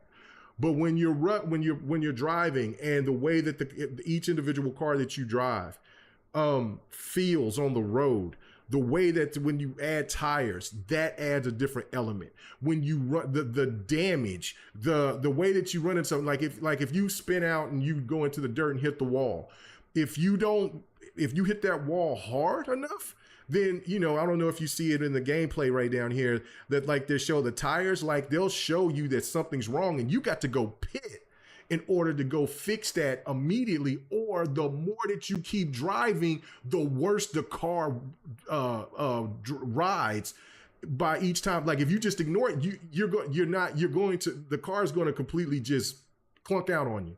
Now again, that's also if you implement it, if you don't want to have if you turn off certain assists that's in the game, that where you don't want the damage, or you don't want the car to be messed up even if you wreck and stuff like that, that's in there as well. But if you want to try to have the full sim experience, it is like, I mean, it's night and day compared to 7 in that aspect. That's why I say you have to play it to understand how good this game feels. I can't wait for you to get your hands on it. Another thing too is that I know that there's been people that have talked about, well, the ray tracing looks too colorful, or it's not real enough, and then look, and there's neon under these cars. No, the ray tracing is so impactful that when you're racing at night, that when the light shines off of the car, shines off the back of the car, the roads are ray traced, so therefore that light is illuminating off the car. That's why you get that crazy. And if the ground is wet, it's going to have that glossy look. So that's how you have that glowing look of whatever the color of that car is in front of you at night when you're racing in the rain. Bro, this game is incredible. It is absolutely incredible. Now, should it get knocked because it didn't have all of the modes and features? Yes, it should have that. So I'm not saying that this is a perfect 10 out of 10, but a racing sim like this, and it's a live service game now. It's not like what it used to be. They're going to have continuous stuff dropped and added on this game more than they've ever had on a motorsport. Man, the sky's the limit on what they're going to do, but this is a fantastic racer, bar none. What is your thoughts for the stuff that I told you so far about Forza? I'm pumped. Okay. I'm pumped to get in. Like I said at the beginning of the show, I've been playing GT7 just kind of in lieu. Yeah. While I wait for this game to play, just because I know when I hop into Forza, I'm going to be mentally comparing. So might as well just get that feel of this now. And plus, GT7 playing on the DualSense is really nice. It is. It does feel like I'm kind of turning a bus when I turn the vehicle, because like I play in third person when I'm on when I'm not in VR, and I Yeah. don't have the PlayStation VR 2 to experience Gran Turismo in its best form because I think that would probably be the best way to play the game. From the bumper or from the driver's seat in VR sounds amazing. Mhm. But playing it in person lays potato chips. I'm telling you that, and I I mean, played it. I even, I mean, I even had Do it on the Wooly PlayStation agree with 4. me. Yeah. I even had Wooly agree with me on that because Mhm. Wooly Gamer was telling me all, because he's a PlayStation stan. Right, right, He right, was right. telling me everything about, how great Gran Turismo is and it's so amazing in VR. And I was like, I don't have a VR, so I play in third person. So I can see my car and I can kind of get ready for that turn a little bit better. Right? Um, and he is like, "Oh, that's not the way to play it." I was like, "But that's the way I'm playing it." And this is my issues with playing like that. You know what I'm saying? Oh, And yeah. there's nothing wrong with that. Like he could openly admit, yeah, it doesn't look good. You're right. It doesn't. I was like, exactly. So if I want to play that way I want to play, which is probably going to be third person in this upcoming Forza, it's going to be nice having my car turn in the camera instead of the camera turning with my car and it looks like my car isn't really doing anything. I don't know if you've watched any gameplay from Gran Turismo 5 from third person camera, Oh, yeah. No, I've but played it. it is as static as it gets. Yeah. No, it's It doesn't look good. no. It doesn't. But that's the way I play that game. And unfortunately, that's the last thing I'm going to remember before I hop into Forza. Right? Yeah. So, yeah, I'm excited for Forza just in the sense of I know I'm going to enjoy the way it looks when I'm driving better. I also think the like I was saying, the atmosphere is a big deal for me too, because it feels like I'm in a Minecraft world in Gran Turismo, where it's just like super dry and dull, and I got to make the most of what I got. As for Forza, I'm excited to see some firecrackers blow off, the crowd standing up when I'm driving by, waving like, bro, atmosphere means a lot in a game like that. If you can remember like some of like the older racing games or even just driving games in general, the more live things were on the street, the more impactful and wild it was, right? Mhm. Driving in a game like imagine what burnout would be Oh if my there was god. nothing going on in the background. You know what I mean? Right. Right. Imagine Midnight Club without random street racers going around Right. the streets. It would just be like, why am I the only one looking crazy out here? Everybody else looks real boring, real dry, and I'm the only one. And that's kind of weird in that game too. It's like I'm the only, and I don't know if this is like this in Forza because it might be, and I think it's kind of a problem in some of these racing games. As you progress along and you soup up your car, why are you the only one from beginning of the game to the end that has a car that looks different? I Right. feel like they need to start implementing AI to have like a random generation of like body. I mean, they don't have to mess with under the hood and stuff like that because I ain't driving. I don't know what that's gonna feel and sound like. But Right. as for just the way it looks, if I get like a rival in a game, it'd be pretty cool to see them, oh man, I remember their car looked like trash before and now it's fucking looking tough. And I don't want to mess with this or I got to come at this dude with a different type of plan because he's pulling out a different type of car or Right. something like that. Right. It'd just be cool to have those little implementations just to kind of make the game look like it's progressing with you instead of you're progressing, you're the top tough guy, and everybody else is just rocking basic fucking Nike New Balance.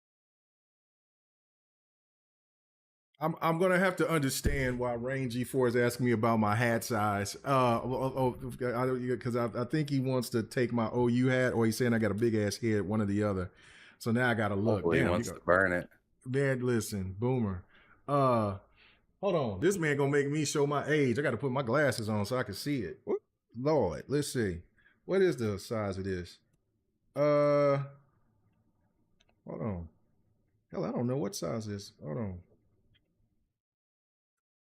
I don't know. Let's see. Oh, uh, 7.5, 7.5 to 8.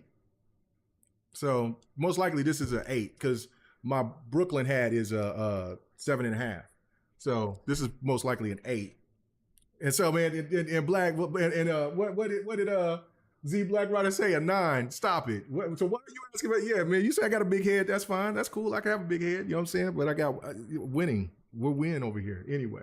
But this was kind of funny to me because right here, I posted this, right? Like I was like, Forza continues to impress me the more I play, right? And so I was showing my gameplay of me driving the Honda S2000, right? Like and as you can see, it's the first track, it's the first lap, of course, and I'm starting like 17th or something like that. So I'm over here just posting, me catching up, but I don't play to push cars out the way. And as you can see, the damage on the car now, that was something that that our boy Fuzzy Belvedere said. He said, for me, GT7 is a slight edge in replays, which, yeah, their ray trace replays is incredible on GT Sport and on GT7, like incredible, even on the PlayStation 4, because I haven't played the PlayStation 5 version, which I'm sure looks a lot better as well.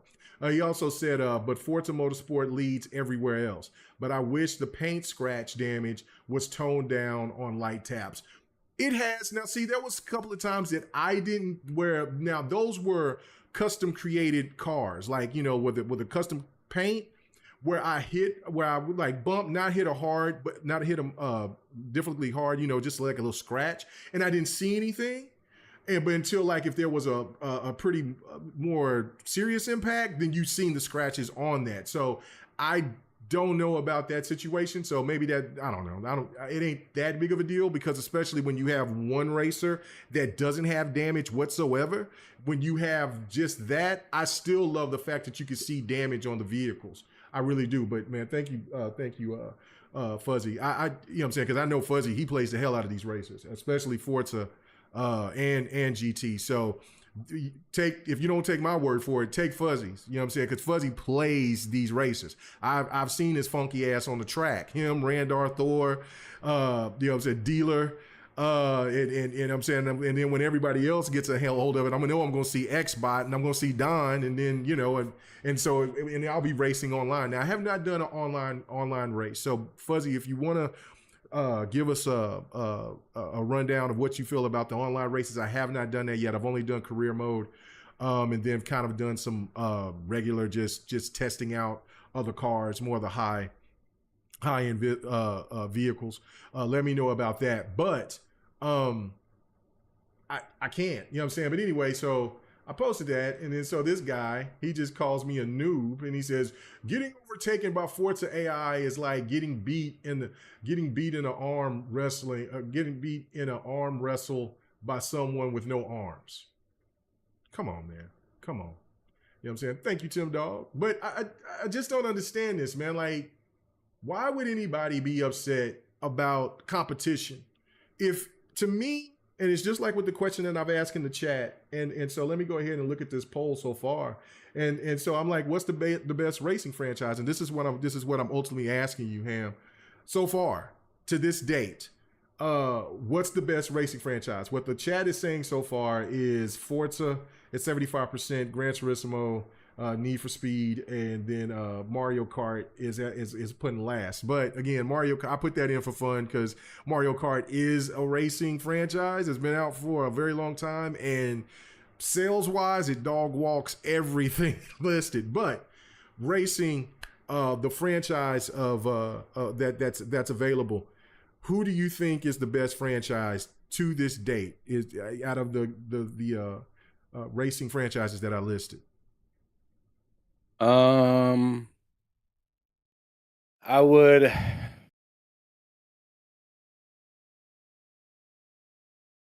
Man, it's a toss up to me, and this is weird because they're two totally different things, but it's a toss. Like if I'm talking about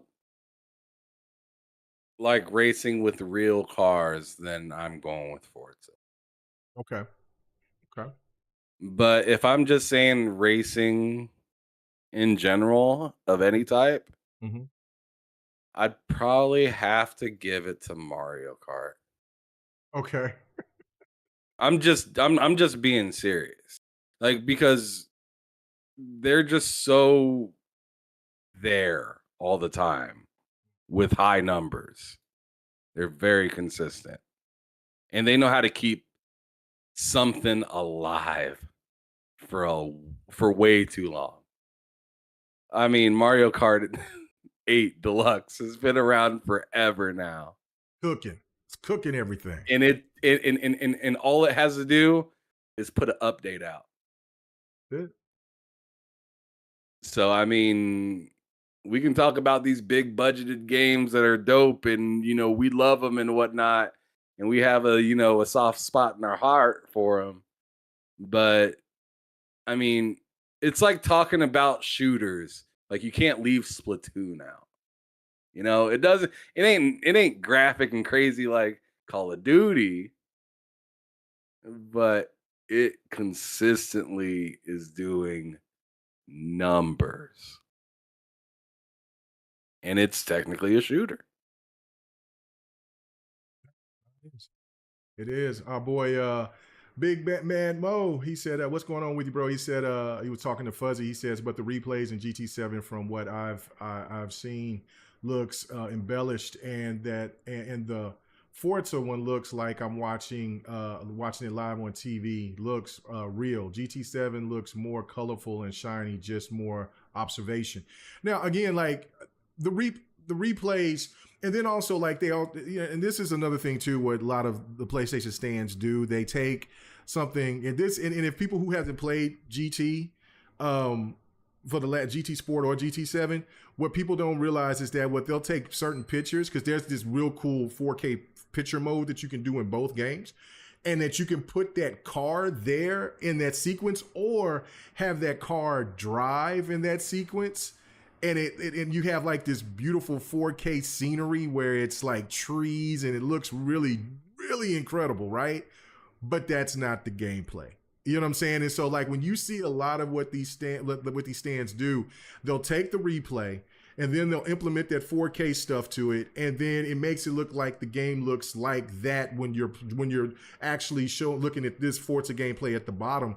It does not. It just doesn't. And like I'm saying, both games are great.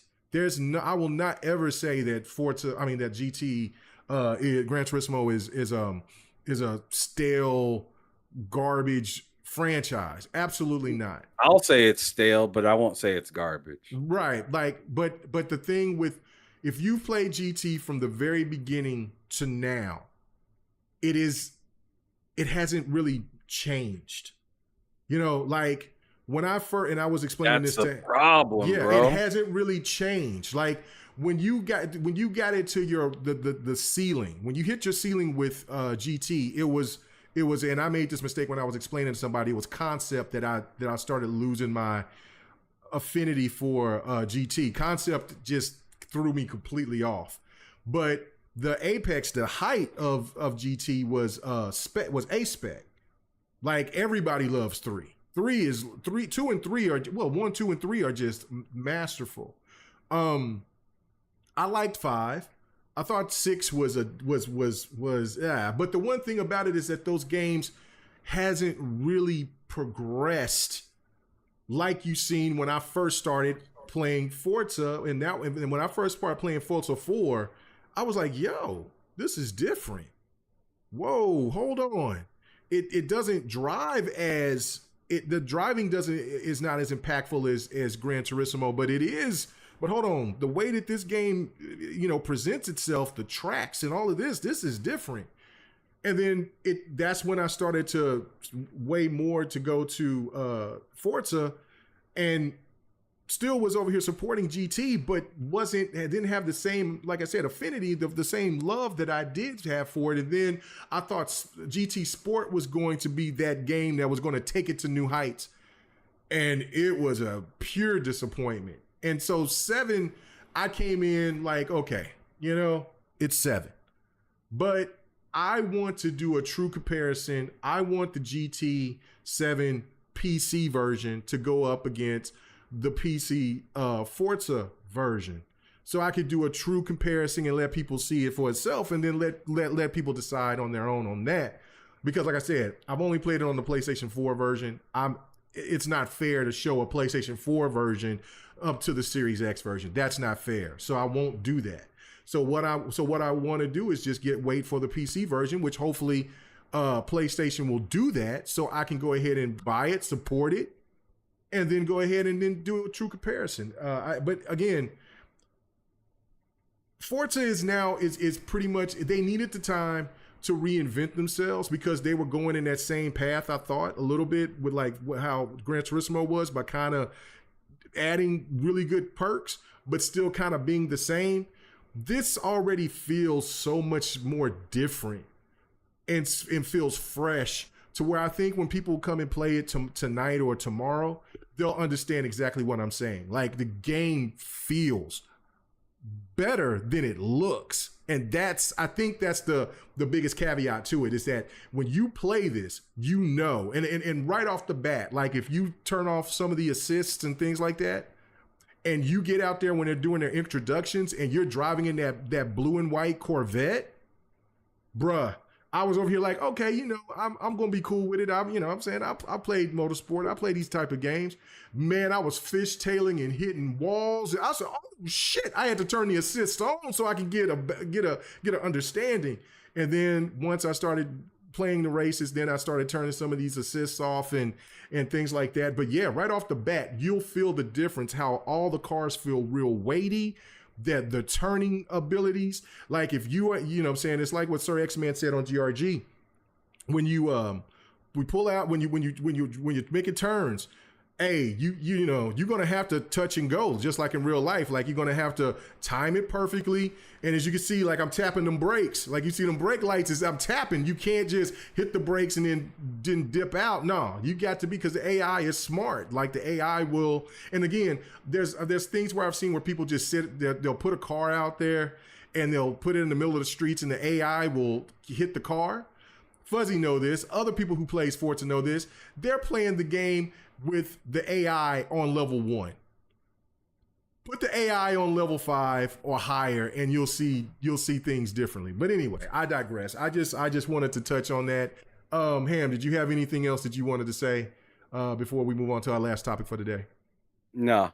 Okay. All right. So for me, best franchise, I'm going to say Need for Speed. I love Forza. I still feel that Forza is right there, but I still feel the Need for Speed. And I probably would have said Forza number 1, but I've been so impressed with the last 2 Need for Speeds.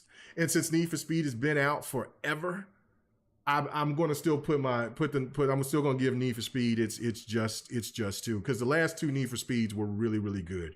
And I recommend to play those. But Forza is right on that ass for me, the best of the best.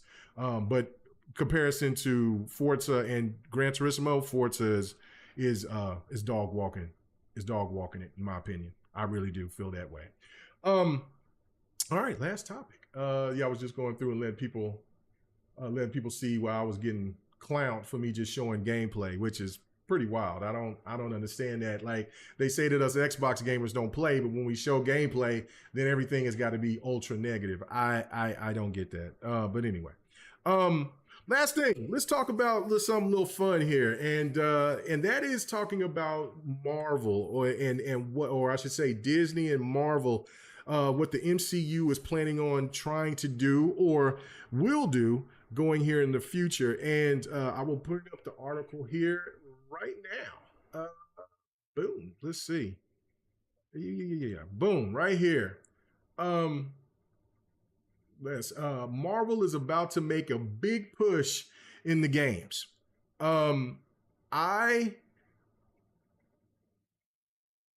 I know that there's a lot of gamers out there that's been talking about wanting Xbox to get a superhero game, things like that. I know that we know that the exclusive of Indiana Jones. I don't know if that's going to be a game that's how should I put it? If that's going to be a game that's going to resonate with a lot of younger audiences, I think the game is going to do well because it's definitely going to be in Game Pass, things like that.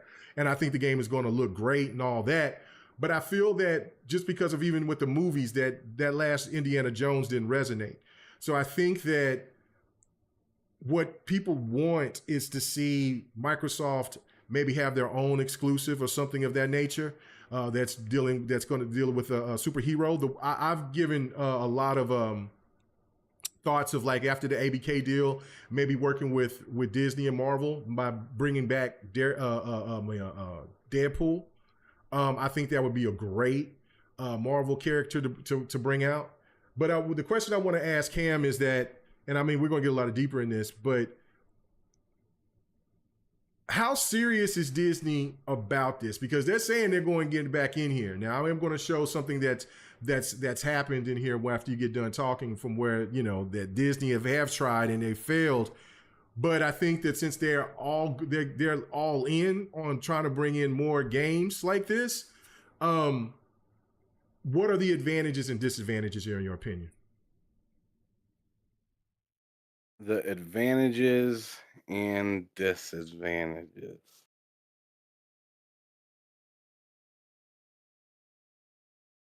I I think the advantages is more control for Disney. So are you saying the advantages for Disney or for the players or for No, no, no, who? no. The advantages for Marvel wanting to go back all in into really implementing these games into the gaming, like because they're all in. Like it says, like I mean, we know that Iron Man is coming and Black Panther is going to be Right. coming. But it's just the beginning, like it says. Like I mean, you know, they're ready to get started. I think what they want to do is bring their franchises out like they are with Star Wars. So like you know, you got Spider Man that's a hit. We'll I see think what's. one of the first But yeah, advantages, just to kind of jump in, yeah, because I got just a little over 10 minutes before I have to go pick up my daughter. right. Yeah, Um, I think the advantages right off the bat is you're getting of other developers um and publishers thirsty now to try to come after you and say, "Hey, could we maybe try this or could we try that?" Like Todd Howard said in an interview, I believe he said this a little while back that he had a pitch a long time ago for Indiana Jones, yeah, you did. right? And now it's coming to fruition. So just think about other developers that have these pitches for other games and stuff like that that may be within that, Marvel type universe where, you might be able to see somebody like Avalanche that worked on that worked on Hogwarts. Maybe they decide to make like I mean, I don't know how this would go or whatnot, but like maybe they decide to make a new X-Man game. Well, bring it. You know what I'm saying? Or some sort of what's his name? Goddamn, what's that one? Captain Marvel. Yeah, Make a Captain Marvel game or something like that. Or who's that one dude with the cape? I always forget his damn name. Thor. He has the red cape. He does the magic. And he had his own movie Oh, not that long Doctor ago. Strange. Doctor, bro, a Doctor Strange game. You ain't gonna tell me that'd be hot? That wouldn't be hot. That'd be hot. That'd be hot. To have the same people that did Hogwarts make a magical Doctor Strange WB. game. I'm just saying that would be pretty hot. So that's what I'm just saying. Like you're giving people the opportunity to get thirsty for some of these IPs and just hearing that hey, we're open for business, well people are going to start shopping. So that's good in that sense. As for Marvel, it's good for them because it's like, yo, we need to figure out a way into the most profitable part of the industry right now, which is gaming, or where the money's flying around the most silly. So why wouldn't you want to get in there with all this star power that you've got over the last 100 plus years or however long it's been around. It's been around for a long time. A lot of these different IPs and stuff like that. So, Yeah. I mean, come on now. I mean, maximize on that joint right there. Um and you're beating somebody like DC out to the punch. Yo, that's a big deal too. People want to forget about that and say, "Oh, Marvel's really good. DC's." Yo, you don't think Warner Brothers want to hurry up and get out there in front of Marvel? Every step of the way, DC gets beat to the punch. Unfortunately, because I like DC better. But I can't lie, they taking L's left and right versus Marvel. It's tragic right now. It really is. It's tragic It right now. really is. That But is like, tragic. I just think this is a way for Marvel to get out there and figure out how they want to make a proper game for each thing. I feel like, I don't know, maybe you can answer this better than me, but Midnight Suns, in my opinion, was probably a flop. Midnight Suns. I don't know what it did sales wise. I'll matter of fact, I'm I'll look that assuming up. it's a flop due to the price being so low for a while. It's been low for a minute now. I don't know. I'm looking at it right now. Continue. I'll let you know right when I find out. Um, I'm just assuming like they've been doing this for a little while, choosing, this developer to do this game and that developer to do that game. And I feel like what they've really been doing is just kind of testing the water to see like how much people really want this kind of stuff. And now that they see people are dying to have it, why not step in and do it? I was telling you yesterday when we were messaging each other back and forth that, you know what? I'm actually going to pull up that message because I don't remember everything I was saying. 2K said that it was a commercial flop in February of 2023. There you go. But I said this to you word for word yesterday. I said, looks like Disney is about to do the same thing they did to Netflix and other streaming apps to the gaming industry. Don't be surprised when they make their own service and force the hand of other platforms dash publishers. I see them buying studios. I'm serious about that. You think so? I think we'll start seeing some at some point. This might not happen for 5, 10, 15, whatever years or whatnot, but I think at some point you'll see Disney making their own games and not telling everybody else to make them for them. You think they're gonna I get mean, back to just like doing they that, did huh? with the movies and TV shows, all that stuff was on Netflix. All of it. Netflix, Hulu, whatever. You could get it. As soon as Disney said, "Hey, we see what y'all doing. We understand it now, and we're going to do it." They ripped all that content out of there. And Netflix deflated pretty hard for a little while.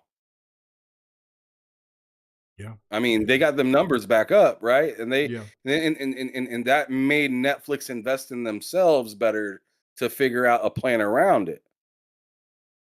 But let's not pretend that stripping away Disney movies from a service like Netflix didn't hurt that belly a little bit.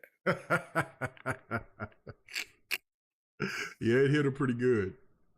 Exactly. So I feel like they're looking for a way to be, because what most companies want to be self-sufficient. They don't want to do all these deals and stuff like that. They want to just figure things out in house, save as much money as they possibly can, and take advantage of the customer as much as they possibly can. They want all that money. They don't want 70, they want 100% of the revenue. So I could totally see this happening, which may be interesting to watch to see how Marvel versus PlayStation moves in the future. My man Z Black Rider said he'd rather watch Hanna-Barbera movies. Oh man, come on. I mean, if you were Disney and you didn't have your own console and you bought studios and started making games, do you think at some point as the head of gaming division, you'd be like, I feel like we could get more out of Spider-Man? Oh yeah, absolutely. I mean, I mean, if Spider-Man was not exclusive to PlayStation, that game would sell. It would be 20. I mean, 30, 40 million copies easily, easily. But I mean, having something that you would think that that's why I say it to PlayStation people, and lo and behold, if you guys want to see it, King Thrash is going to be on GRG Friday night. So, and I'm sure that this will be something that I'll bring up to him, as I had before, is that Spider-Man better clean up. I mean, it better clean up. When you got a game that everybody says and nobody's talking about with Starfield that has over 10 million players with Game Pass implemented, mind you, and it's selling well, doing well, Spider-Man's going to have to get off. I mean, you keep bragging about 40 million consoles out there. It's got to be at least 8 to 10 right off the rip. Off the rip, for me to sit there and to say in the first 14 days, it needs to be 8 to 10 right off the rip. If it's not, that's a glaring sign of something is wrong. AK Mega, just look at what the MLB did with baseball. I know. They said, "Yo, I we know. want more." I know. That's what I'm saying. It's. I mean, Sony can use their leverage, but only can use their leverage for so long. I mean, Spider-Man is one of the biggest properties out there, entertainment-wise. But Sony can only use that leverage of saying, well, you can use Spider-Man in the movies for so long. Because I guarantee you, once the X-Men gets implemented, and now the Hulk is going to be implemented now since, all that situation with Universal is pretty much done, that opens up a whole bunch of opportunities for the MCU. And they could say, okay, we can hold out on some Spider-Man. Like, you can play games if you want to. We still own the Spider-Man property. You just own the movies. Don't get this twisted. We're just gracing you with this. So if Spider-Man, which Spider-Man is going to sell well, but I'm thinking, like, when you got a 2 in front of that game is supposed to hit like Halo 2 did, after Halo 1. So we'll see. It might. It might. I'm hoping that it does. I mean, I do. I hope that because it's. The new ways to fly. The second. Yeah. Having Venom on your side. A whole nother area of the city. Mm-hmm. I'm hoping this game does hit. Because in my opinion, Call of Duty is next month though. That's my thing. Call of Duty's next month.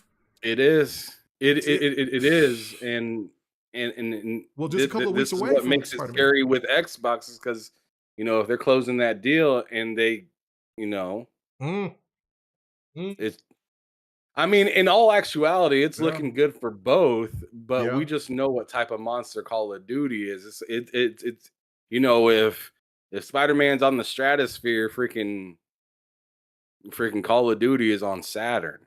You know what I'm saying? Yeah, like it's just another level. It's totally different. It's out of this world. Yeah, it's gonna be nuts. But yeah, to get ready for my point to close off on it, I think that the opportunity is there. I agree with you. They could be in a position now. Again, I was bringing up about Iger. He was once the CEO of Disney. Now he left and then he came back, and his whole thing, this whole time, it's been trying to sell Disney off to Apple. That has been his whole thing. And so now he's making changes to a lot of the MCU shows, movies. They're cutting things back now that, the writers' situation has gotten fixed and resolved. There's going to be some things that's going to be cut, implemented, changed, which I agree with some of the things that they're doing. over there with the TV shows and movies and stuff like that. With the games, it's another factor. Like you said, they could be in the market of wanting to acquire something to make the pot more sweeter for Apple to jump in, because Apple Right, 'cause wants to Apple's in get into gaming. Apple wants to be heavy into gaming. Heavy. You sell to and now listen, let's not forget about the climate we're in right now. The FTC, the CMA, these regulators out here, it's a different time. They would fight tooth and nail to not let that happen, most likely. But that's just for right now. We don't know how the climate will change going in the future. And it could go to where we could get an FTC and a CMA, maybe not so much a CMA, but an FTC that could be business friendly like it used to be. So we have no idea how the climate's going to change, but that is what Iger has been all about, is wanting to sell Disney.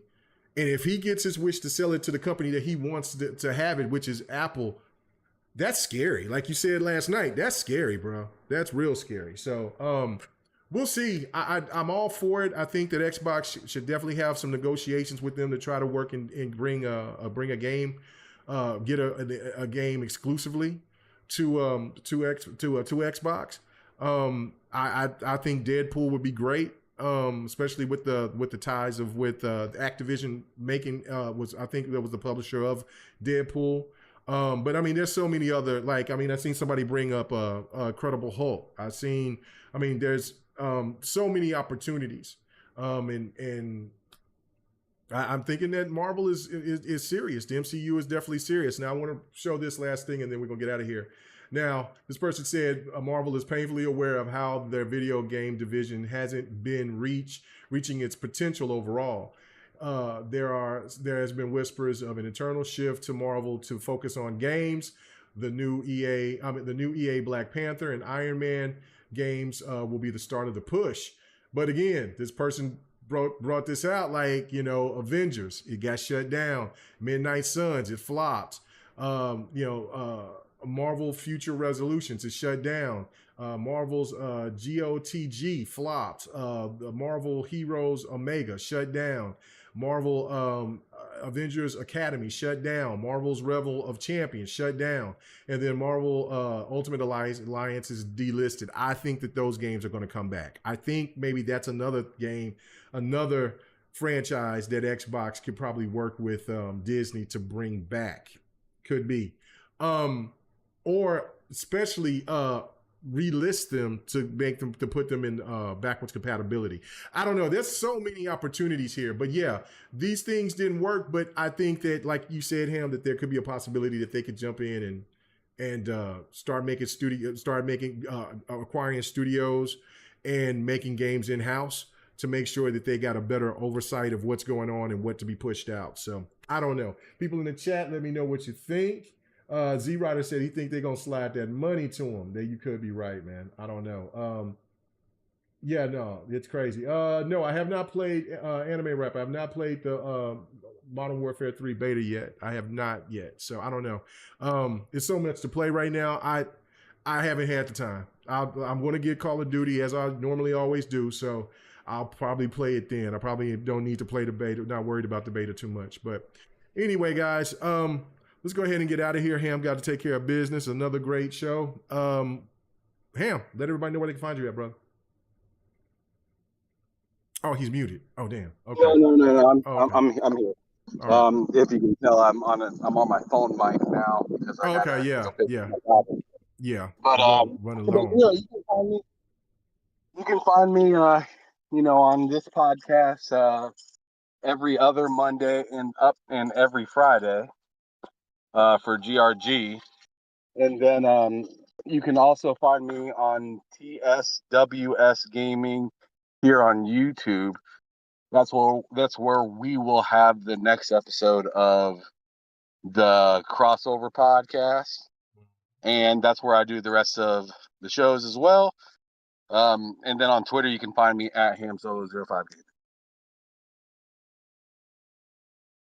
Okay, nice. All right, so let me go ahead and let me read this, something that came from Xbox just a few hours ago. I did see it. It says, due to new policy starting October 1st, 2023 existing. The new captures on the Xbox network will be automatically deleted after 90 days.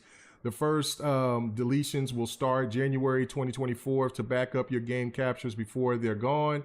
Select get start below and go learn how to back up your game captures. Select learn more. So check your Xbox messages. I guess that they're, changing some things up. So that was something that just came. But anyway, yeah, thank you. Appreciate it. I'm pretty sure that I'm going to have a My Thoughts video coming up this week. I'm going to sit there and hit up Don tonight, see if we can get some Dev and the Gamer popping off tomorrow. Because there's really stuff I want to dive deep into about what's going on in the industry, especially with all these layoffs.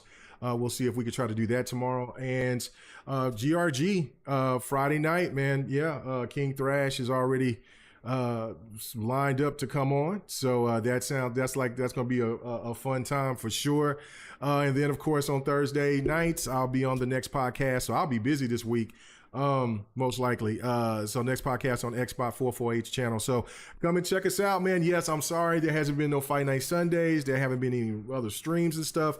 I'm in the process of moving my mom. I moved her, but I still got to go back and move all the stuff because they haven't finished putting the floors and the carpet into our new home.